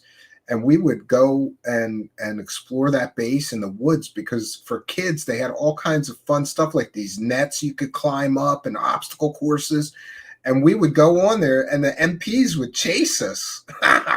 And eventually we got to know like what times you could go and get away with it. And it was lunchtime, dinner time, breakfast time. Whenever the guys were getting their chow, that's when we went, because they would be like an hour and a half or 2 hours screwing around getting lunch or whatever. So we would go and climb up these nets and jump off, and they had these ropes and stuff. But then if we saw the MP vehicles, then we would run to our bikes and like run through the trails. We never got caught, but I was always terrified, because if they had caught us, my father would have killed us. He would have killed us. Yeah, but the funny thing is, like like Mr. Rion's story and your story, it's like even if you got through the gates, even if you got right up to the golf balls or Area 51, which is a fucking hangar, you're just going to stand outside of it and just like nod your head. Yep. And that's it. There's nothing else. There's no knowledge. It's going like to Jodrell Bank is way more exciting. Yeah. Not going to find aliens spilling out the door, going, "Oh, save us, help us! We're trying to escape." No, that's not going to happen. It's just you're just going to come up to a government building that's just as dull as any other building. I imported an Apollo 15 spacesuit, a replica from America. And when I go to Jodrell Bank, I take the spacesuit with me, put it on, and it is the funnest day in the world. Everyone wants photographs with you. It's like you're a superstar for the day. You're walking around in a spacesuit, you dork. Oh, no, it's a real spacesuit. It looks amazing, especially with the gold visor and the sunshades down at the side. Full PLS backpack on the back. It's brilliant. Yeah, it's really good. Well, you should know that. You've seen the pictures on my Facebook. Yeah, and I've seen all the Star everyone should Wars have a stuff. spacesuit. Drooled over the Star Wars stuff. Like, I have a friend that does all that, like making like Mandalorian helmets and stuff. I would, but my 3D printer just never worked right, so I give up. I run a print farm on the side of my house. If you want me to help you with your 3D printer, I'm going to send it to you. I'm just sick of it. I just want it out of my life. I'm going to box it up and ship it over to you. If you get it working, great. If not, I never want to see it again. I don't care. I just don't want to aggravate myself with that thing any longer. I should have stuck with the little one that works. Yeah, I got a couple of 3D printers too. Yeah, 3D mud. Just do it with resin. It's much better. I don't know. I used to use Sculpey for a lot of stuff. If you could sculpt stuff, Sculpey works. That's for a resin printer. That's 5 liters. That's like 160 quid's worth of resin. 5 liters like that. Which is what, Delicious. $200? Yum, yum, yum, yum. Okay. Remember, kids, wear a mask. If you say so. Yeah. Any comments or questions for me or the panel members here? Or I've got a question for you. I've Sure, got a question for you, Steve, because obviously I've been watching your channel for quite a long time. Yeah, And thanks for also, support. The goofy, and his idiots. Well, I'm no longer watching that shit. But I've got to ask you, because when I was young, right, I was really hooked into the UFO stuff. Yeah, I loved it. I That's could, probably where I got it, yeah. I would just lap it up, and then there came a point in my life when I suddenly realized this is all bullshit. And yeah, and what point? Where did you suddenly Well, get I cross think it that was line as honestly well? I was a true believer for a very long time, but then like a lot of things, you get busy with life, and so when I was very very young, I was very interested. I used to like ride my bike to all the different libraries trying to find UFO books because my library didn't have many and things like that. But I guess after I became a teenager, like girls and music was my total focus. Kind of fell out of UFOs for a while. Later in my 20s, I got back into it, started buying books, but it wasn't until like probably I started my show, which was in 2015, and I started the show and was very like believer based, but quickly I suddenly realized like I did some fact checking on somebody that was going to be a guest, and then I found out their education was fake. I found out they weren't in the military, and that was the basis of their whole story. So then I said, oh no, like I just thought these people were all telling the truth, and somebody had to check them. They're going on all these shows saying they were in the military. They're going on all these shows saying they went to this college or that they were a doctor. And then I started fact checking, going through every personality I could find and fact checking their education, their background. And sure, some of the military people panned out, like Robert Dean and Wendell Stevens. But then it turns out Wendell Stevens was a twice convicted child molester, so he's not credible. I just started really checking into the people making the people telling the stories. And before that, you pay big money for a UFO conference. I thought the people running the conference checked on these people and they're credible. Or they wouldn't be up on a stage talking. I had no idea. I was that naive. I had no idea that nobody checked. It's just we need people to tell great stories about aliens and UFOs. And if you could do that, you're hired. Child molester? No problem. We'll just tell them the Men in Black did that to you if anybody catches wind of it. Fake doctor? No problem. We'll just make it's like it's like the exposing of Nick Pope as well. That was another one.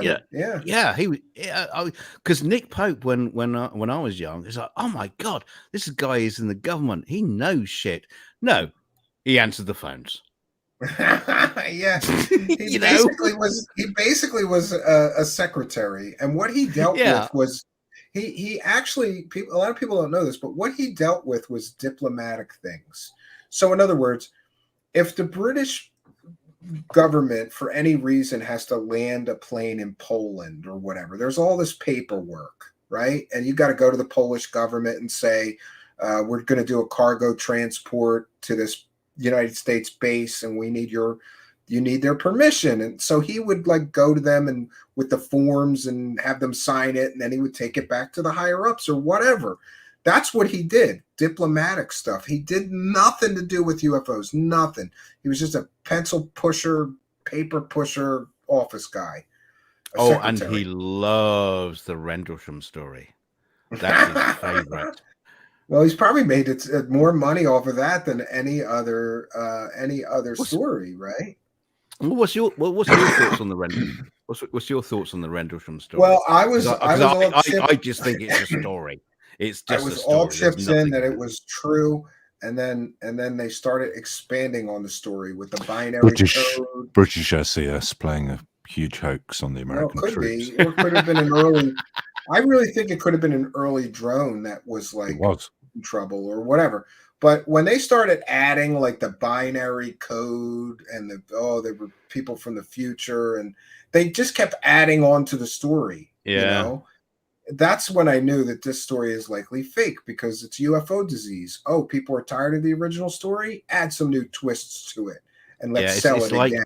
Well, it's like the whole Roswell thing as well. It just, that the original story was fine, but then just more and more people come out of the woodwork with more stories and just like mush it all up to nonsense. Sorry, guys. I'm not a believer anymore. There are no aliens visiting our planet. You're kidding, really? Well, apart from me. Hey, it's a compelling story, but like most of the stories, it gets bigger and bigger and more grand. And now we got like mind control. They mind controlled some of the guys and interrogated them, and we've got binary code. And one might ask themselves, why would time travelers from the future come all the way here, and then give people messages in binary code that translate perfectly to English. This doesn't Yeah, make exactly. doesn't In make any ASCII, sense. in American Well, Standard Interchange Code. Yeah, you gotta put it, I've you gotta put it in always said that about, binary. And by the way, what I always forget his name. The one with the binary code is John.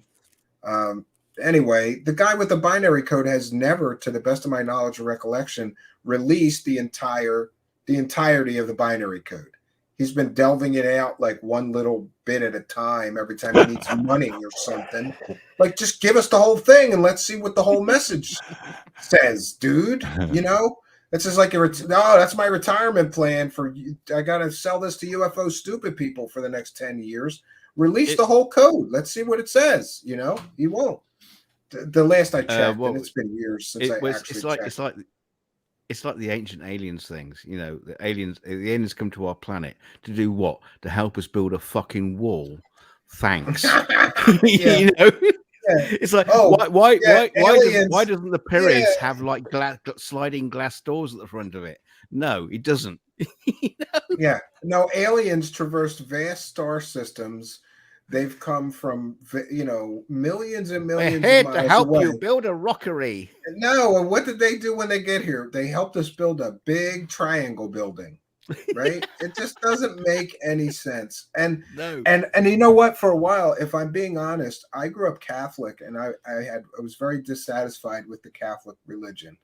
You know, it was very overbearing, and I got beat up by nuns. Like, I'm that old. Jesus Christ. The nuns would beat you if you didn't like draw letters right. They would smack you in the hands with rulers, and they would beat you. And if you were bad, they would literally beat you. This one kid got put in a closet for the rest of the day, and it was like 10 o'clock in the morning. You know, you let him sit in that closet all day. She brought him his lunch pail, but that was it. Oh, Stephen, will you be slapping your legs? No, but so I grew up Catholic, and the priests would never answer hard questions about the things that didn't make sense. So then I found Chariots of the Gods, and I thought, well, this explains it. This is why they won't tell me the truth, because the truth is that aliens came here, and you know, you were hooked by Daniken. And I got hooked because if you listen, especially if you're younger and you're not very smart yet, your brain's not fully developed. It sounds like a reasonable. It's like, yeah, look at this. This is compelling evidence, and this guy's saying that he translated these tablets, and they say that they tinkered with our genetics. They don't say any of that. Sitchin was not an expert. Well, Van Doniken just took it all from Sitchin, but Sitchin is the originator of most of that. He was not an expert in ancient languages. He couldn't read ancient languages. He couldn't translate ancient languages. That's been proven time and time again. So the whole ancient aliens hypothesis or philosophy or whatever you want to call it, it's all based on the lie that Sitchin first came up with, that this is all in Sumerian tablets. It's just not. Those are mythic stories in those tablets. It's also the wording. It's also the wording they use. You know, it's like our ancient aliens experts think that this could be a possibility, and if so, ...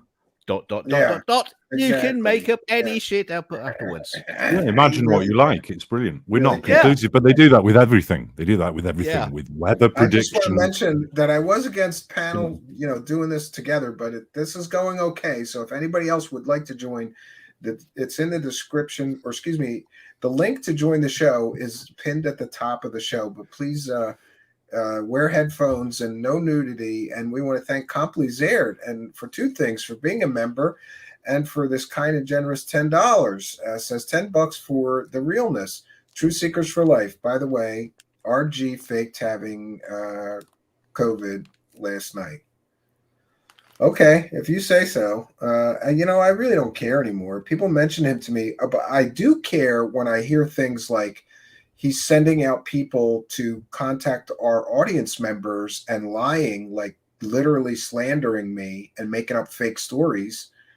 And I'm trying to find out more, because that's a little too much, right? Like, that's a little too much doing stuff like that.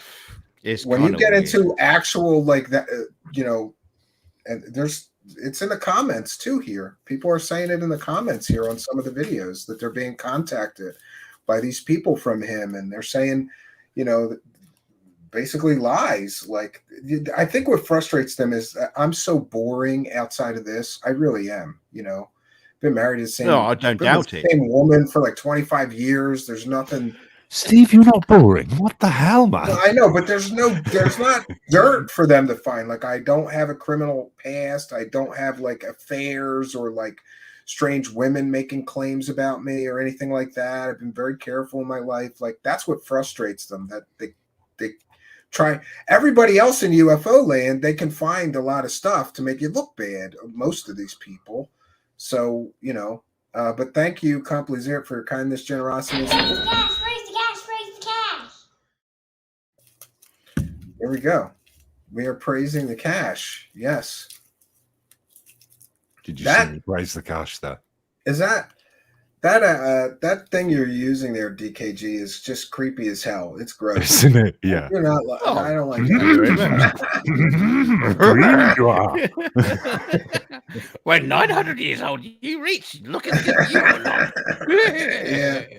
Yeah, exactly. Thank you, Complizer, for your kindness, generosity, and support.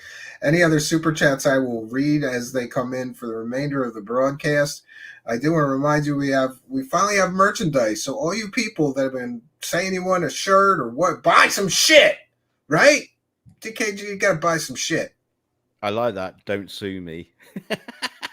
Don't sue me, bro. Right. Yeah. Interesting how that works out, right? And that's the other thing as well about the whole UFO community, about all this like backstabbing shit that goes on. That's because behind the scenes. Because this thing is so tiny, right? It's a tenth of this. It's just there's more people into like Japanese Dungeons and Dragons than are actually into this stuff. Yeah. It's just a tiny subculture of a community. So there's only so much money from to be made. They're all killing each other to make it. But then sometimes I think when I think that, there's only so much money, so everybody's getting backstabby. But then you look around and like Greer's making millions and David Wilcock's making millions and Corey Good is making millions. The people at the top of this pyramid scam are doing great. It's the rest of us, I guess, that have to struggle, especially if you're not going to just lie and sell fake garbage, Yeah, because I've been to really deep dived into the flat Earth community as well, and it's very similar. What was that like? You wouldn't be surprised. Yeah, you would be surprised or wouldn't be surprised just how similar the UFO community and flat Earth society is. Okay, I've been tasked with 3D printing a flat Earth clock, which has an ice wall all the way around the outside. Someone's using a 24-hour clock engine that you just pop in the back of it. So, it's funny. It's wild. The amount of people. I have a whole box of those clock motors because I used to use those to make laser displays. You just put glue a crystal onto that, and then shoot a laser through it. Try it. It's fun. Oh yeah, of course, yeah. Yeah, and it moves real slow, and it makes this spider web laser on the wall. Beautiful. Yeah. There's probably aliens that could read the time from that spider web. Maybe, yeah.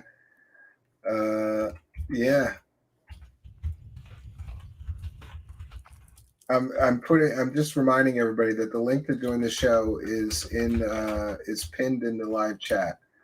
But if you're listening on in the live chat, if you're listening from Rumble or from Twitch, you have to come over to the YouTube live chat. But I'll put the link to join the show in both of those chats. And I apologize, but they don't really,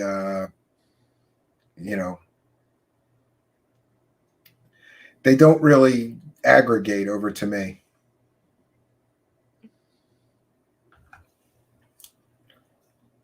No, we've got the link here. That's how I joined. So yeah, is this going out on Twitch? We let anybody on the show, even these two rejects. Hell, I'm allowed to be the host. Imagine that. Hey, I'm used to being on night shows. I'm usually on the shills at the weekends, so you can come and join us there. But never mind, I'm not going to shill that channel out. But another question. Can work out Southwest, home counties. We've got an excellent video by Spooky that I'm going to share about Randy Cramer. Bath, Glasgow, no, north of. Okay, I've got a question for you, Steve. Sure. What is your most compelling UFO or alien contact story? What do you think is the most compelling story? Well, I don't know.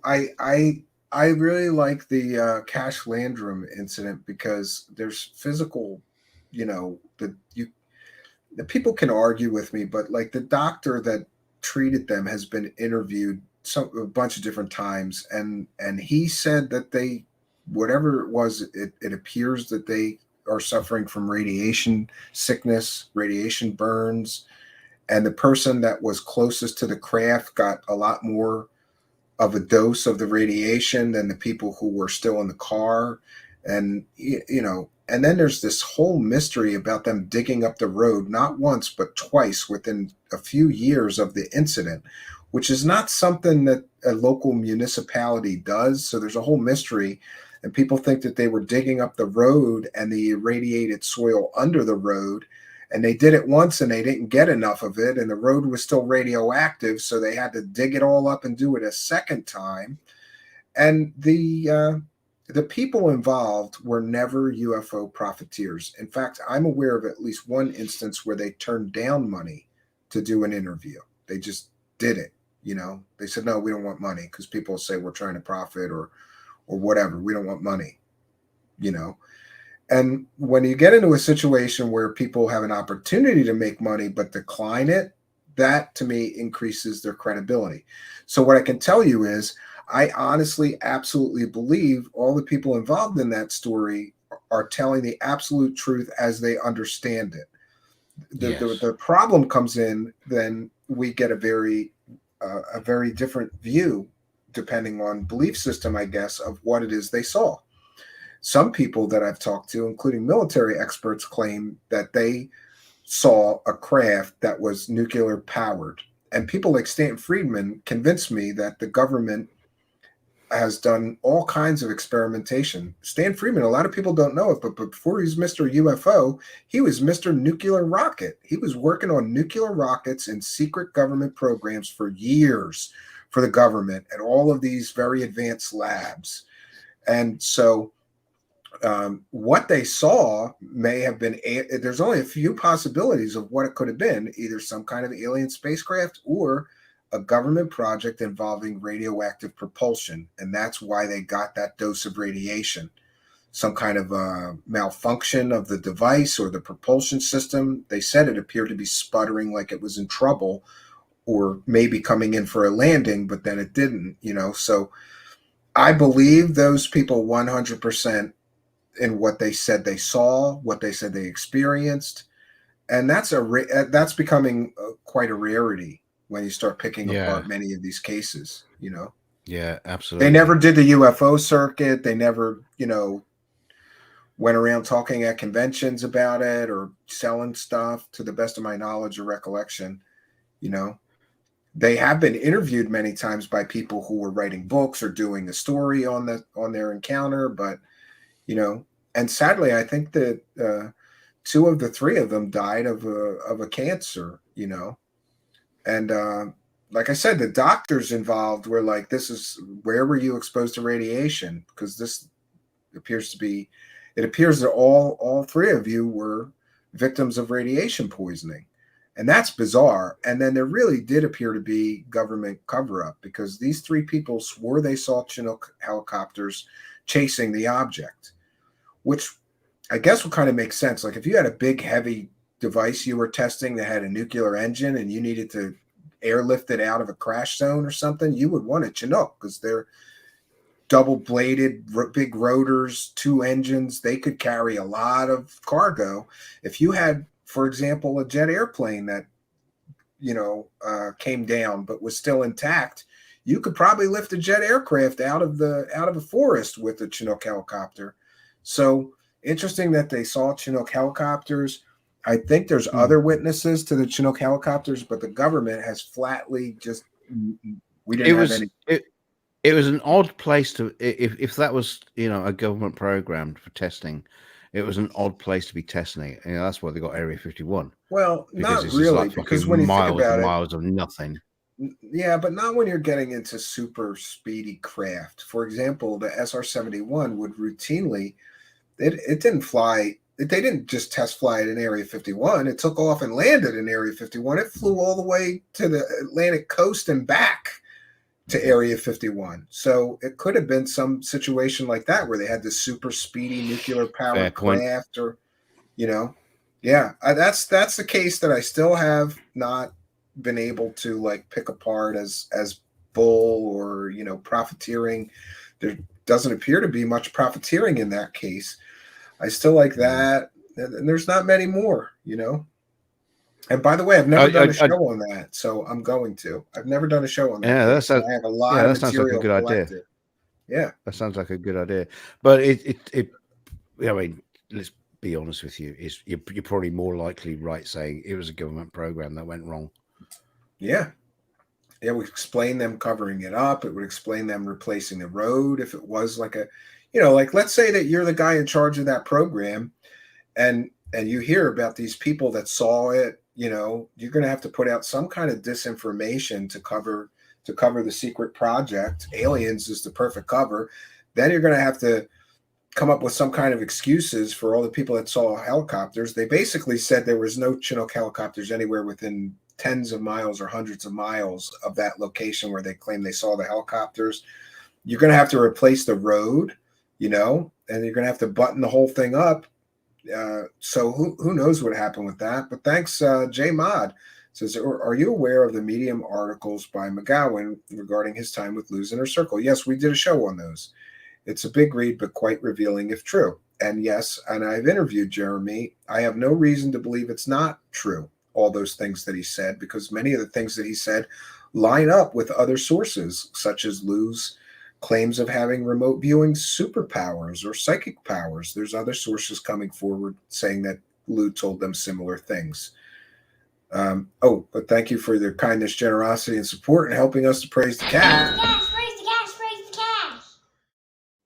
There we are. And I have a funny video about Randy Cramer. You remember him? He's the fake space marine that claims he fought aliens. God.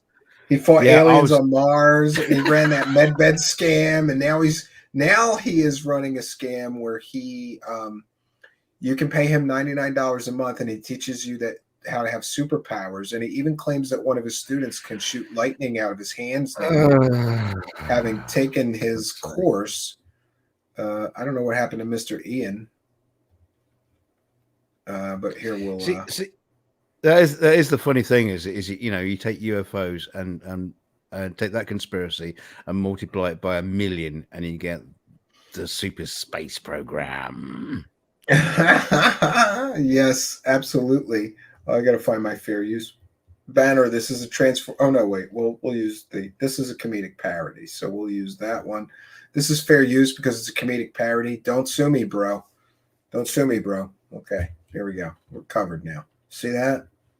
This is great. This is by Spooky. You're safe. Randy shares with us his experience in the secret space program called the Earth Defense Force. Randy, welcome to the show. Thanks for having me. Good to be here. Well, there are what you refer to as these bad actors, out there. What do you mean by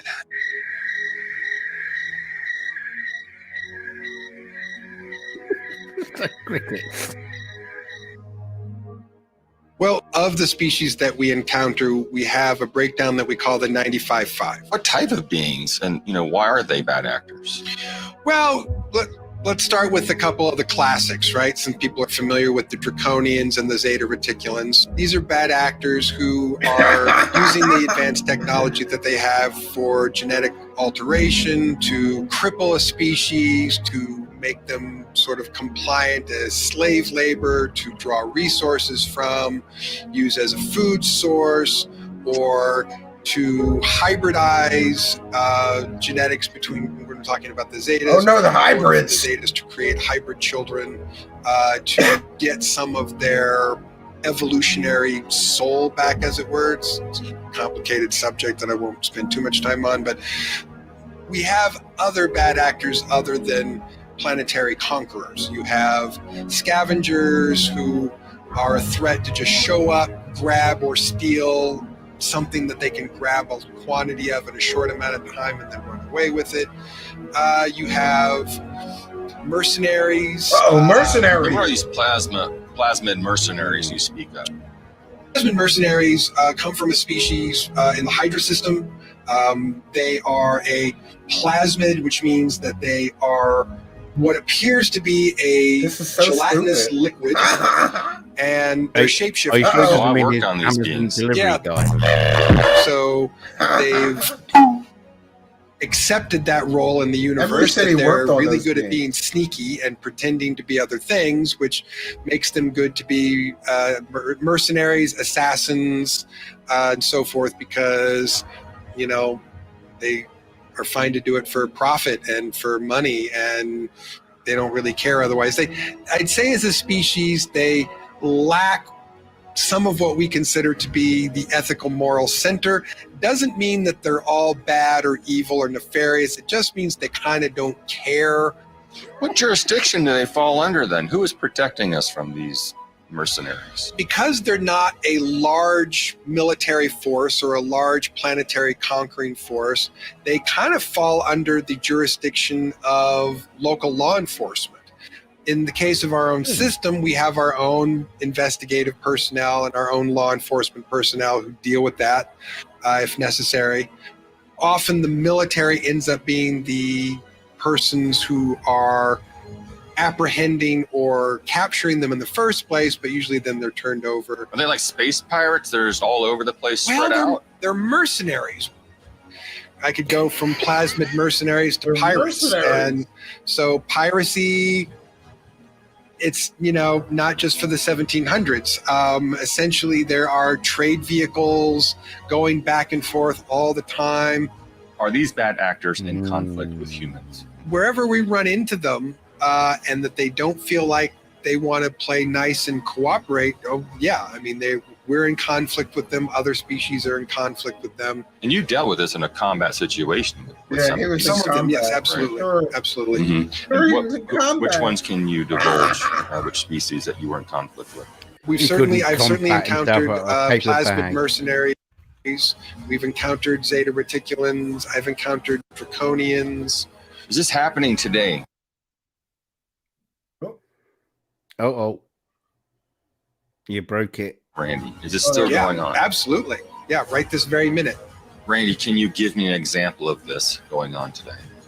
Sure. We've been receiving some intelligence that we have become a target of interest for these aggressive insectoids. We think that there is a reasonable chance that we might see them here in our own system sometime soon. Actually coming to Earth or just making their presence known in our system? I believe from the intelligence that we're receiving, we would see them make landfall on planet Earth. And how does that look for us for the future? Like an alien invasion. What's the best way to combat these insectoids? Probably with some of the technology that we've been using already. So hydraulically operated battle suits, plasma rifles, Gauss rifles, just like Halo. Something that has, you know, higher penetration power as far as, you know, a projectile, or something that has a higher melting point like a plasma ball. Randy, an amazing story. Thanks for being on the show. Thanks for having me. It's always my pleasure to be here. Do you know I'm why Emery we Smith, don't and this is Cosmic Disclosure. Until next time. Do you know why we don't have large battling war robots? Why is that?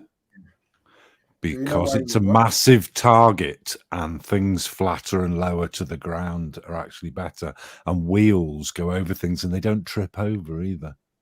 If you say so, Beavis. Okay. That's why. Oh man, the insectoids. Yeah, it's so stupid how that guy's story is like Starship Troopers, and you know, plasma rifles. That's a Halo weapon. Like, and Halo is like a space marine, and he's sitting there pretending to be a real life space marine. You know, it's so stupid. Well, we obviously just combat them with just like massive sheets of flypaper. We'll be all right. Yeah. Charles Rowland is getting leave some jam out. Sticky grenades. Yeah. Yeah, pour a kettle down the nest. Yeah, we'll be all Sticky right. grenades. He's gonna get the sticky grenades ready. And Mr. Ian, people are asking if you will do a introduction to how to use some of these AI tools with me. I think that would be a good show. That would be helpful to a lot of people that would like to learn to use some of these tools. Can you give like a beginner's overview so it's not as complicated as you've made it to run it locally? Just we'll stay in the cloud. Not now, but I mean, on a future. No, well, you can do that. You can do that. Runway ML, all one word, runwayml.com, runwayml.com. That's the easiest way for you to do it, and you can generate film on there and everything. If you want the free account, that you can do stuff with it. They give you the paid subscription, and you can do anything. There you go. Everything you need to make anything you want. Yeah, but it the free version, they watermark it, right? Yeah. Yeah. So if you pay, they get rid of the watermarks for you at least. And you get there you go. Then you're paying for them to make it better. You see. Yes, and this is why Ian has had his focus on making the AI software run locally, so that Ian and me, none of us will. We should not have to pay a monthly subscription fee to use these tools. They'll just be on our machines, and that is much. That's what these people have done. They've created a system that they can then share the front end of, and the thing is, Steve will confirm that the AI has literally been getting better every day, and it really is. Yes, I go back to ChatGPT with the code, cut and paste the code into ChatGPT, and ask it to refine the code and change it in a way, and it just gives me the code back, right, and it runs. Yeah, and I will say this is there's some training that you've been doing involved in this as well. Yes. So Ian is absolutely right in that when he first started sending me stuff, it seemed no better than DALL-E or some of the stuff that I had seen or tried myself. Mm-hmm. But quickly, I'd say within like 7 days of him first really sending me a bunch of stuff, he sent me a second batch of stuff.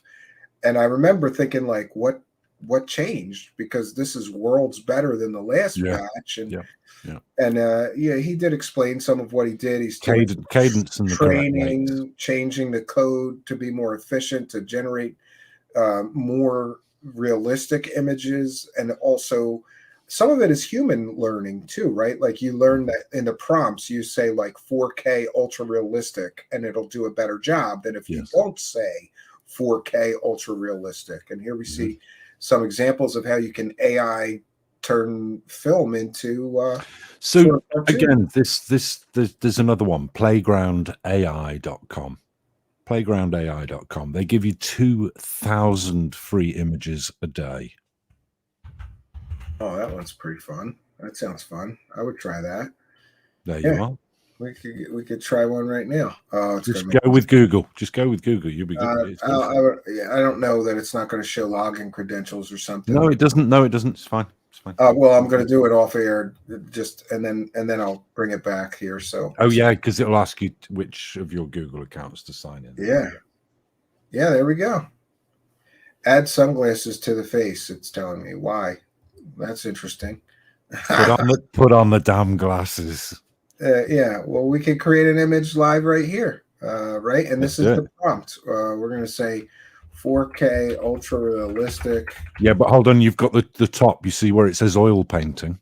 Yeah. Oh, where? That drop down menu. Oh, there. yeah, we got to drop that down and put it on Polaroid. Polaroid? Yeah, it's the fourth one down on the left. Oh, there you go. Polaroid. 4K ultra realistic. What are we going to ask it to make? A UFO over the Nevada desert. We want to say UFO or flying saucer. Alien spacecraft. Well, that's interesting. Alien spacecraft, flying saucer. Yeah. Over the Nevada desert. Yeah. And that should do it. That Polaroid will apply the right filters, all the 8K trending by and all that. Okay. So click generate. Wait a minute. Do not show this again. Close it. There you go. We go generate. Let's see what it is. And it'll go. Should do it in about 5 to 10 seconds. This is why these tools are so powerful, because if you need a certain image of something and you can't find it online, oh, that's pretty piss poor. Okay, so you see on the bottom right, you see on the right where it says seed. That's actually a scroll down to the bottom of that little menu. Yeah, scroll down and click 4. So it says 4 at the bottom. The bottom, you've got 1, 2, 3, 4. Go 4. Now click generate again. And it'll do you 4 images. Oh, it'll do 4 of the images, yeah. Yeah, I like that in DALL-E, and then I like taking the one that I like the best and telling it to do variations. So, but these are very powerful tools, I think, for creators, and I'm not concerned with, I'm sure there's a lot of like image people. So as you hover over each of those images, you see where it says actions. So come down on the lower image, it says actions. There you go, actions pops up. Actions. Yeah, click on that. You can upscale it by 4 times. You can remix that image. You can feed that image back into itself and then make more images based on that image. Oh, that's pretty interesting. So you can keep a theme going. I'll tell you something that I've seen is quite interesting on Facebook.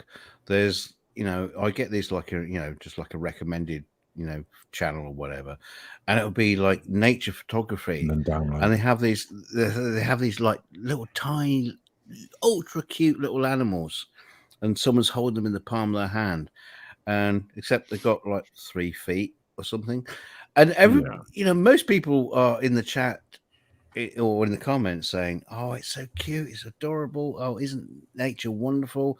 And then you get a few people saying it's AI. Shut yeah, the it's fuck up. pretty. Why are you posting this shit?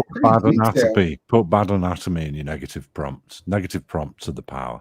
All right. Well, I'll play with this offline. I don't want to do it all right here, and we're kind of way off topic, right? So, but for a future show, we're going to do a show on all of these toys and sort of introduce people. So, because I know a lot of people are a little intimidated, they don't know where to go to try them. People know about the major. Come and ask me. Look, I mean, my thing's there. Get in touch on social media. Come and ask me. Okay. Well, there you go. Yeah, I guess the future of ufology.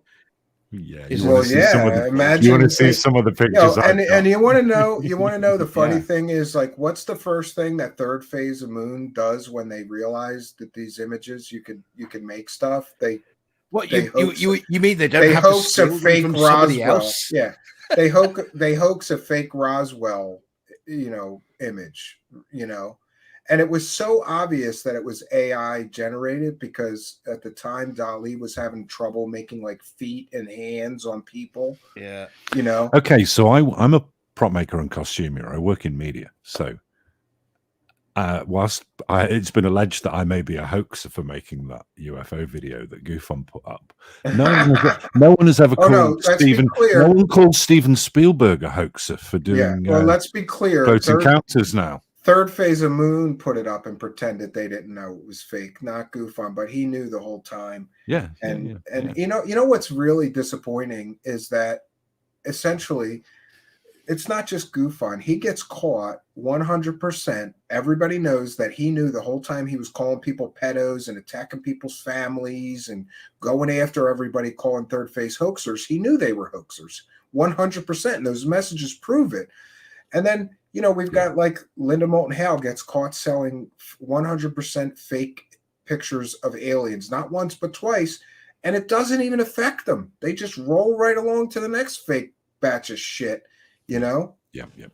It's discouraging. Well, talking about hoaxing, I was working with a guy. I'm not going to name any names, but he was telling me before it all came out that he was approached to do the alien autopsy fakery, and he said no, and it passed on to somebody else who also name I do know.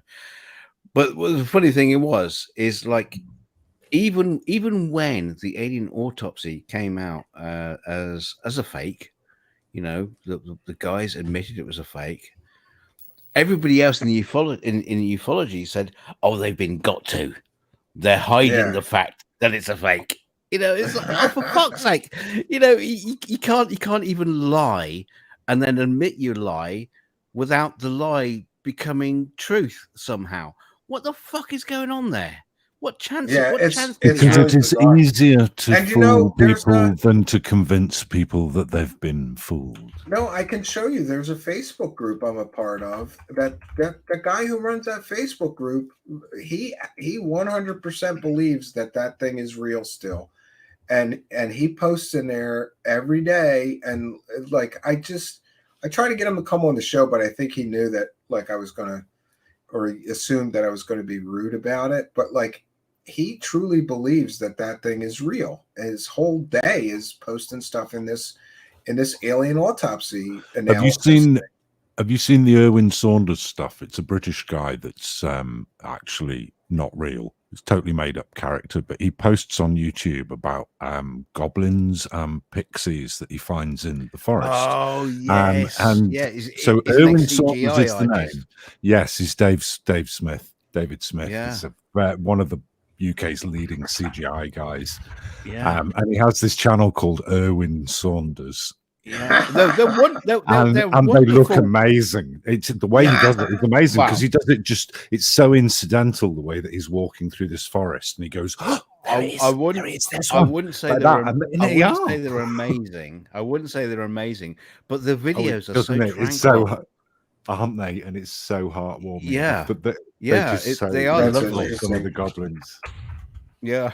The thing is, though, you might have a 10-minute long thing of him walking through the forest, and you might only see 2 of the pixies, and you might only see them for a few seconds each. Yeah, a couple of frames. But it's fun. But it's the whole build up to it, and he's got this beard and the way he's dressed and everything. Yeah, it's wonderful. It's very good. I was walking through the woods once, and I my foot hit something, and it looked to me like a fucking elf or something running when I hit it with my foot.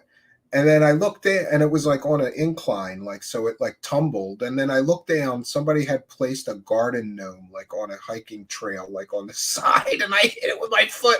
I swore it was a goddamn elf. I was like, Jesus Christ, what's that? You know? I am often tempted to 3D print. So you know what I did? Poke them on and leave them around. I put it back, like teetering on the ledge of the ground there, right before the incline, just like I found it for the next asshole to go. Oh, what the hell? You kicked it over, and it says "Made in China" on the bottom of it. Oh, it's so ridiculous. It's so ridiculous. Some of the stuff in the woods is creepy sometimes, so it's easy to get. I can't wait. I got a couple more weeks, and I'm going to be out trying not to get eaten by bears. They're always good. You don't step on the cracks in the pavement. Well, it's springtime, and that's the worst time. Well, if you like to see bears, that's the best time to see the bears in the woods. If you don't want to see bears, it's the worst time. So, but I have to get building over there and get started. There's so much work to be done. It's just bare forest, so I have to make a fire pit and Is that a saying? Do bears shit in the woods? What happened? Is that? I'm sure they do. Well, the Pope does. I've seen it, and it's like that can only come from a bear because that ain't squirrel shit, Yeah, a couple more weeks and I'll be out there getting going on a new studio. Do you take a rifle out with you? I will be taking at least a handgun because sometimes, especially in the spring, the bears are like hungry and pissed off, and they're unpredictable when they're hungry and they're pissed off. Usually you just make noise, or can't you leave a picnic basket out? Yeah, no. I got to be extremely careful where that land is. Like, I'm going to have a campfire going at all times, and if I have a sandwich and I don't finish it, you burn it. You don't leave any kind of food because they'll come from miles around. Shit, you should meet my wife. Is she scary as a bear? Is that what you're saying? No, don't leave any food out. Oh, there you go. Hey, listen, you know the gateway process. No. So with this gateway process, you think about your mum and then you phone her and she goes, "Oh, I was just thinking of you. In fact, I had the phone in my hand. She was just about to dial you." Yeah, and it happens all the time. If you look, those coincidences happen in your life like all the time. So me and my wife have the gateway process to such a degree that if I try and hide anything in the house, she goes, "Oh, I have to go," and she goes straight there and finds it. Me and my wife do weird stuff. Sharing a brain. Do you guys have Hasselback potatoes in England? Do you know what that is? Well, we have potatoes. We Take a we have potato and potatoes. We can make them you Hasselback. slice it 3/4 of the way down. It's like a baked potato, but it's sliced 3/4 of the way down, and then it's baked with sea salt and butter, and it's wonderful. But Whoa, stop, Steve. You know when you do the slices. You know when you do the slices, yeah. Open up the potato slightly and put slices of bacon in the That's a good idea. I'll try that. But one time I was making them, and then I go in the fridge, and there was no sour cream. And then my wife walked in 2 minutes later, and she said, "I bought sour cream," and I was like, "You're kidding me." Perfect. And that kind of weird stuff happens with us all the time. Yeah. Totally. Yeah. Mm-hmm. Yeah, that's a good thing. She somehow psychically knew that we needed, because those potatoes are awesome, but they're better with sour cream, right? You gotta have something like that. Yes. Very Working much on my future fat man. Well, Steve, I'm not too sure your viewers are interested in recipes. Have you got any more stuff you want to get off your tits? No, but you know what? I cook every day.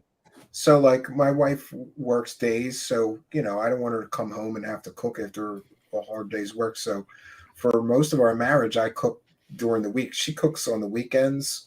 So I got good at it, especially after kids, because they're fussy and you got to have decent food for them. And plus I worry about if I'm cooking, I want to try to cook some healthy food. And we really don't eat a lot of processed anything. Everything fresh cooked, fresh meat, vegetables, fresh potatoes, fresh onions, fresh peppers, whatever. We don't really eat a lot of processed food at all. And I got really pretty good at cooking. Not real good at cleaning up though. Oh, I'm damn good at cooking. That's what I do in the house now. Oh, yeah, good for you.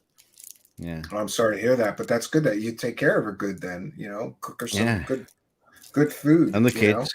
Yeah, I say kids that are like in their 20s. Yeah, I do have to say though that my wife makes better meals than me, but she does those like Sunday dinners with like everything, like salad. Oh, I can do that. As well. But you know what? Yeah, but food always fresh bread and the whole. Yeah, but you got to agree. You got to agree though, Steve, that food always tastes better if somebody else cooks it.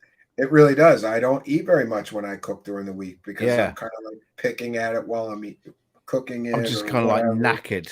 Yeah. You cook it and you're knackered and you go, "Oh, I can't be bothered with this anymore." What is this? David Bucky says only Russians, Polish, and Irish know about potatoes. Well, I'm Polish and Irish, so I ate a lot of potatoes growing up. My mom always bought potatoes by 50 pounds. She always bought the 50-pound huge bag.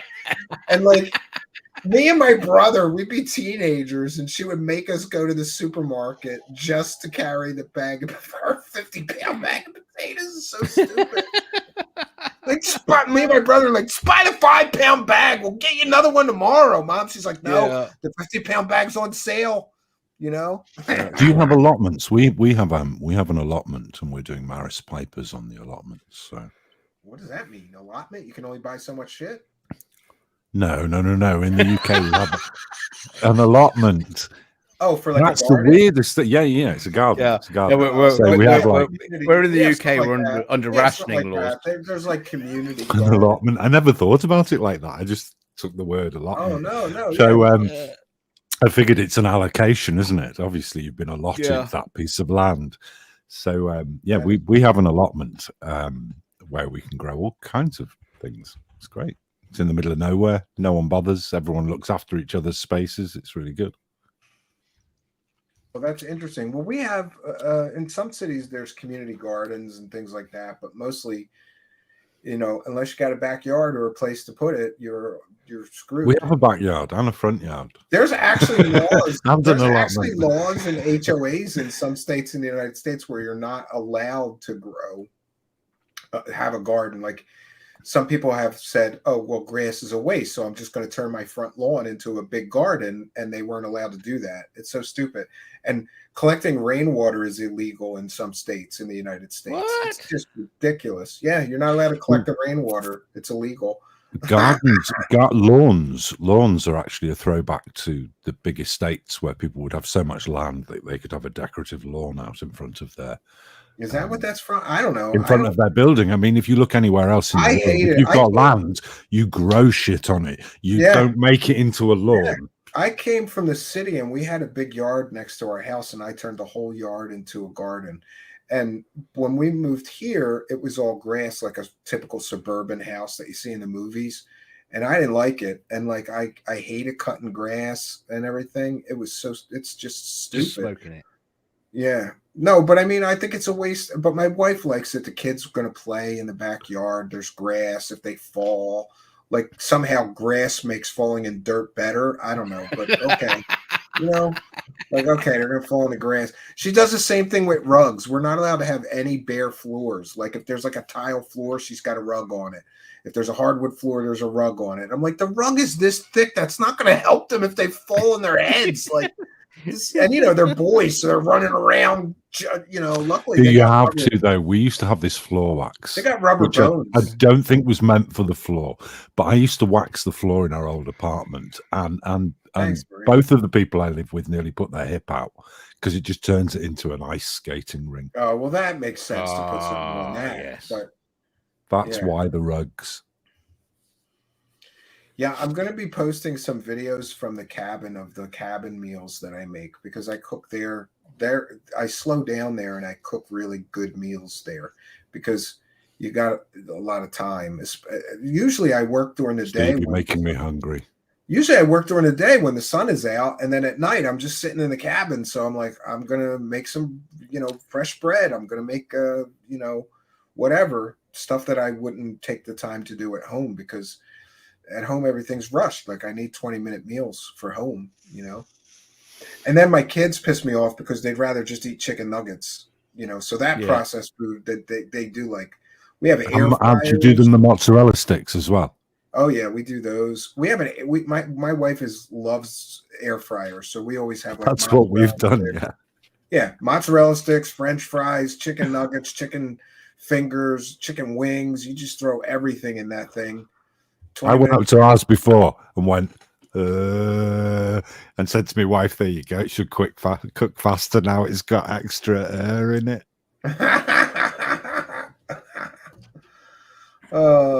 You're a nerd, Mr. Ian. Oh, that joke.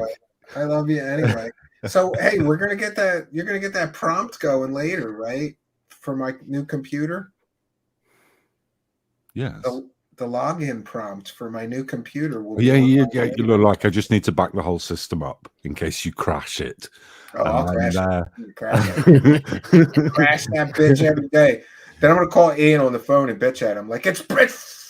Oh, people screw with the settings. Get it back up.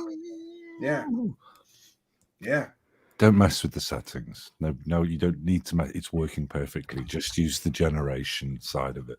I'm still trying to work out how to lock out the settings JSON to shared users. Okay. Well, I think we're going to wrap things up here. We did our due diligence today, and we're going way off topic. And you know, I don't mind that, but lovely. People are going to cry in the comments. Like, this last 72 minutes was not about UFOs, and I want my money back, I guess. Yeah. I don't know. Well, bring us some yeah, but hold on. This was all good. We're truth seekers, and you found an excellent oasis of truth. If you say so. Actually, it's kind of funny. It's kind of funny because most channels that have truth in the title are lying fucks. Like Alien Con. Like Alien Con. Yeah. No, Journey to Truth. Yeah. They were pushing a fake Navy whistleblower who was a child molester. He was never in the Navy, and he was a child molester. They were pushing him. It's wrong. Here comes Burn Eye to ruin the show right at the end. Concentrate on the driving. Let's go. Just walk behind me, right? Just figured I'd hop on in at the end and say hello. Okay. Yeah, we're gonna wrap things Hey, up. this guy's trucking. Straight trucking. Got my dog in the back. Nice. You're living the dream, brother. I got to get a truck. I need a 4-wheel drive truck real bad. I gotta flex my manifesting skills, you know. Find a 4-wheel drive truck. Yeah, think the stream's gone. What do you need a truck for, Bernai? You're a science guy. You don't need a truck. Is he frozen? Yep. He bounced out. All right. We're going to wrap it up here. Yeah. But thanks for joining me, DKG, and thanks for joining me, Mr. Ian. Pleasure. Yeah, so I'd like to say, can I go and make you film now? I want to say good night to everybody on the panel tonight. I'd like to say thank you very much for everybody joining my show tonight, and we'll see you all another time. Thank you very much. Good night. All right. Thank you very much, DKG. And the man with the golden voice, getting a lot of compliments. People are saying he should be a radio announcer, and I don't think some of the people in the chat are aware that you kind of are. He's the guy that does for those that don't know, this is Mr. Ian, the man with the golden voice. He's the announcer here. So when you hear those bumpers with that golden, silky, smooth voice, that's him. Yeah. And the shrubscription. Yes. Yes. And we want to thank you for that too as well. We'll play those bumpers on the way out here. But thank you for your help and the AI stuff. Can't wait to dive into that. Oh, we've got so much coming. Oh boy, new garbage coming from Third Phase in 20 minutes. Great. The fake FBI Fox Mulder. Just so everybody is aware, to the best of my knowledge or recollection, John D'Souza never investigated things for the FBI. He was a lawyer. So he basically was, as far as I know, worked at a desk. He worked on warrants and things. I don't know that there's any verification that he investigated anything for the FBI, let alone anything paranormal. So, but good for him. Get them UFO dollars, Mr. Ian. All right, I'm throwing you out of here. We're going to bounce on out of here. Thank you, Mr. Ian, for all you do for us. Peace we out. appreciate you. No worries, Mom. Love you, Mr. Ian. All right. We're going to bounce on out of here, friends. We have done our due diligence. We brought you some tales from the UFO Twitter. We brought you some excellent footage from inside Area 51, stuff nobody has ever really seen. Well, unless you saw that YouTube video before. But, hey, Spooky found that, and I thought it was excellent to share. I want to, again, remind you that if you are stopped, detained, or approached by the police, don't speak to police, especially if they read you your Miranda rights. Speak to a lawyer. That's who you speak to, not police. But it looks like that couple, honestly, they got out okay, right? It's a small price to pay, $650 each for that story that they will remember for a lifetime of infiltrating Area 51. I'm surprised they don't go make some, write a book or something and work the UFO conference circuit. Could be very, very lucrative for them. So we've done our due diligence for tonight. Tomorrow night, I'm going to be back with a special interview. Some of you may remember somebody named OG Octuple OG. He is the original person who outed that fake whistleblower that Journey to Truth podcast was pimping for UFO dollars. And he's going to be our special guest tomorrow night at 9 p.m. Eastern Standard Time. We also may have a couple of bonus shows this week. I am probably going to the cabin this weekend, but I've got a few more things to share with you this week. We want to thank all of you kind and generous benefactors for your support to the show. It really does help. We want to thank you kind and generous super chatters, super sticker purchasers, Patreon supporters, channel members, Twitch subscribers, and look at that. We have a kind and generous PayPal donation of $20 from Sweet Caroline. It says, great show tonight, like always. Really enjoy the show. Thank you, sweet Caroline, for your kindness, your generosity, and your support of the show. Much, much appreciated. So we want to thank all you kind and generous benefactors for all your support. It really does help. And we want to thank Mr. Ian and our other guest tonight, DKG. And we want to thank Spooky for the amazing graphics. And we want to thank you for being here. Again, I'll be back tomorrow night, 9 p.m. Eastern Standard Time. We're going to have a fun one tomorrow night because this OG Octuple OG. He's just an interesting character. We shared some stuff from him in the past. He's going to talk about outing this journey to truth, fake whistleblower, and much, much more. So that's all I got for you. I forgot to play the begging bumpers, so so we're going to play those on the way out. We appreciate all the support from all of you. Until next time, friends, my name is Stephen Cambion. Good night, and God bless all of you.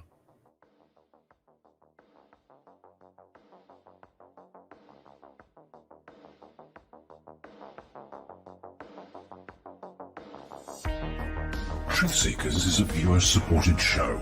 Wonderful people like you who enjoy this show send pledges in the form of super chats, super stickers, super thanks, PayPal, or Cash App. Instructions for how to help are in the description. You can also join our Patreon, and for as little as $1 a month, you can get extra content. Patreon supporters get a backstage pass, early access to all our production videos before they are distributed publicly, Stephen Cambion's music, private writings, a monthly show journal, and more. You can also become a YouTube channel member for $5 a month. A YouTube membership includes all of the Patreon benefits, plus a special members badge, priority reply to video comments, and the live chat, plus a monthly members-only video. We thank you all, kind and generous benefactors, for supporting Truthseekers. Thank you for your generosity and support.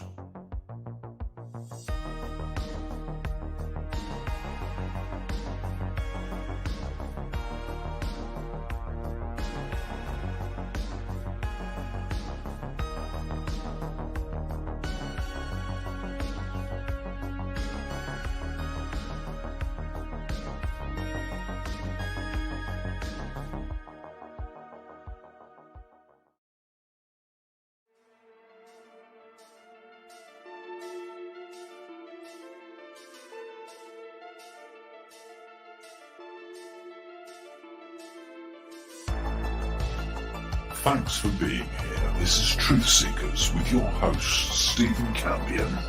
Please rate, like, and comment on our videos or podcasts. If you are listening to an audio podcast, please rate us 5 stars to help us rise in the search rankings. If you are watching on YouTube, please like, comment, and subscribe to our channel. If you're listening to an audio podcast, we love and appreciate you listeners, but you are missing the live tapings. All our shows are recorded live with video feed. We'd love you to come be a part of our live broadcasts and tapings for the podcast. Head on over to YouTube, click the search tool, the little magnifying glass, put Truthseekers, one word in the search bar, and hit enter. You'll see a strange and mysterious guy with sunglasses. That means you found the channel. Go there, smash the subscribe button, and hit the notification bell to receive up-to-date info on our YouTube channel. We welcome you to be a part of our live taping and our chat group during the live broadcasts. Seek the truth. Speak the truth. This is Truthseekers. Truthseekers.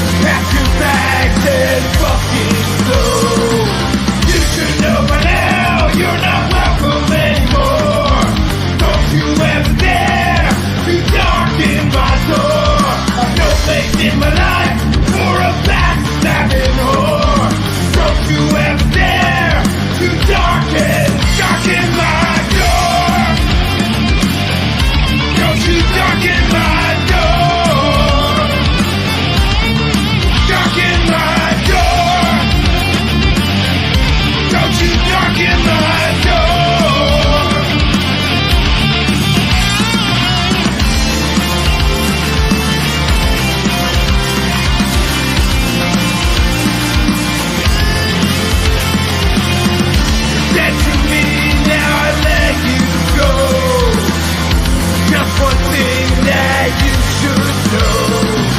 Don't you ever dare to darken my door. I've no place in my life for a backstabbing whore.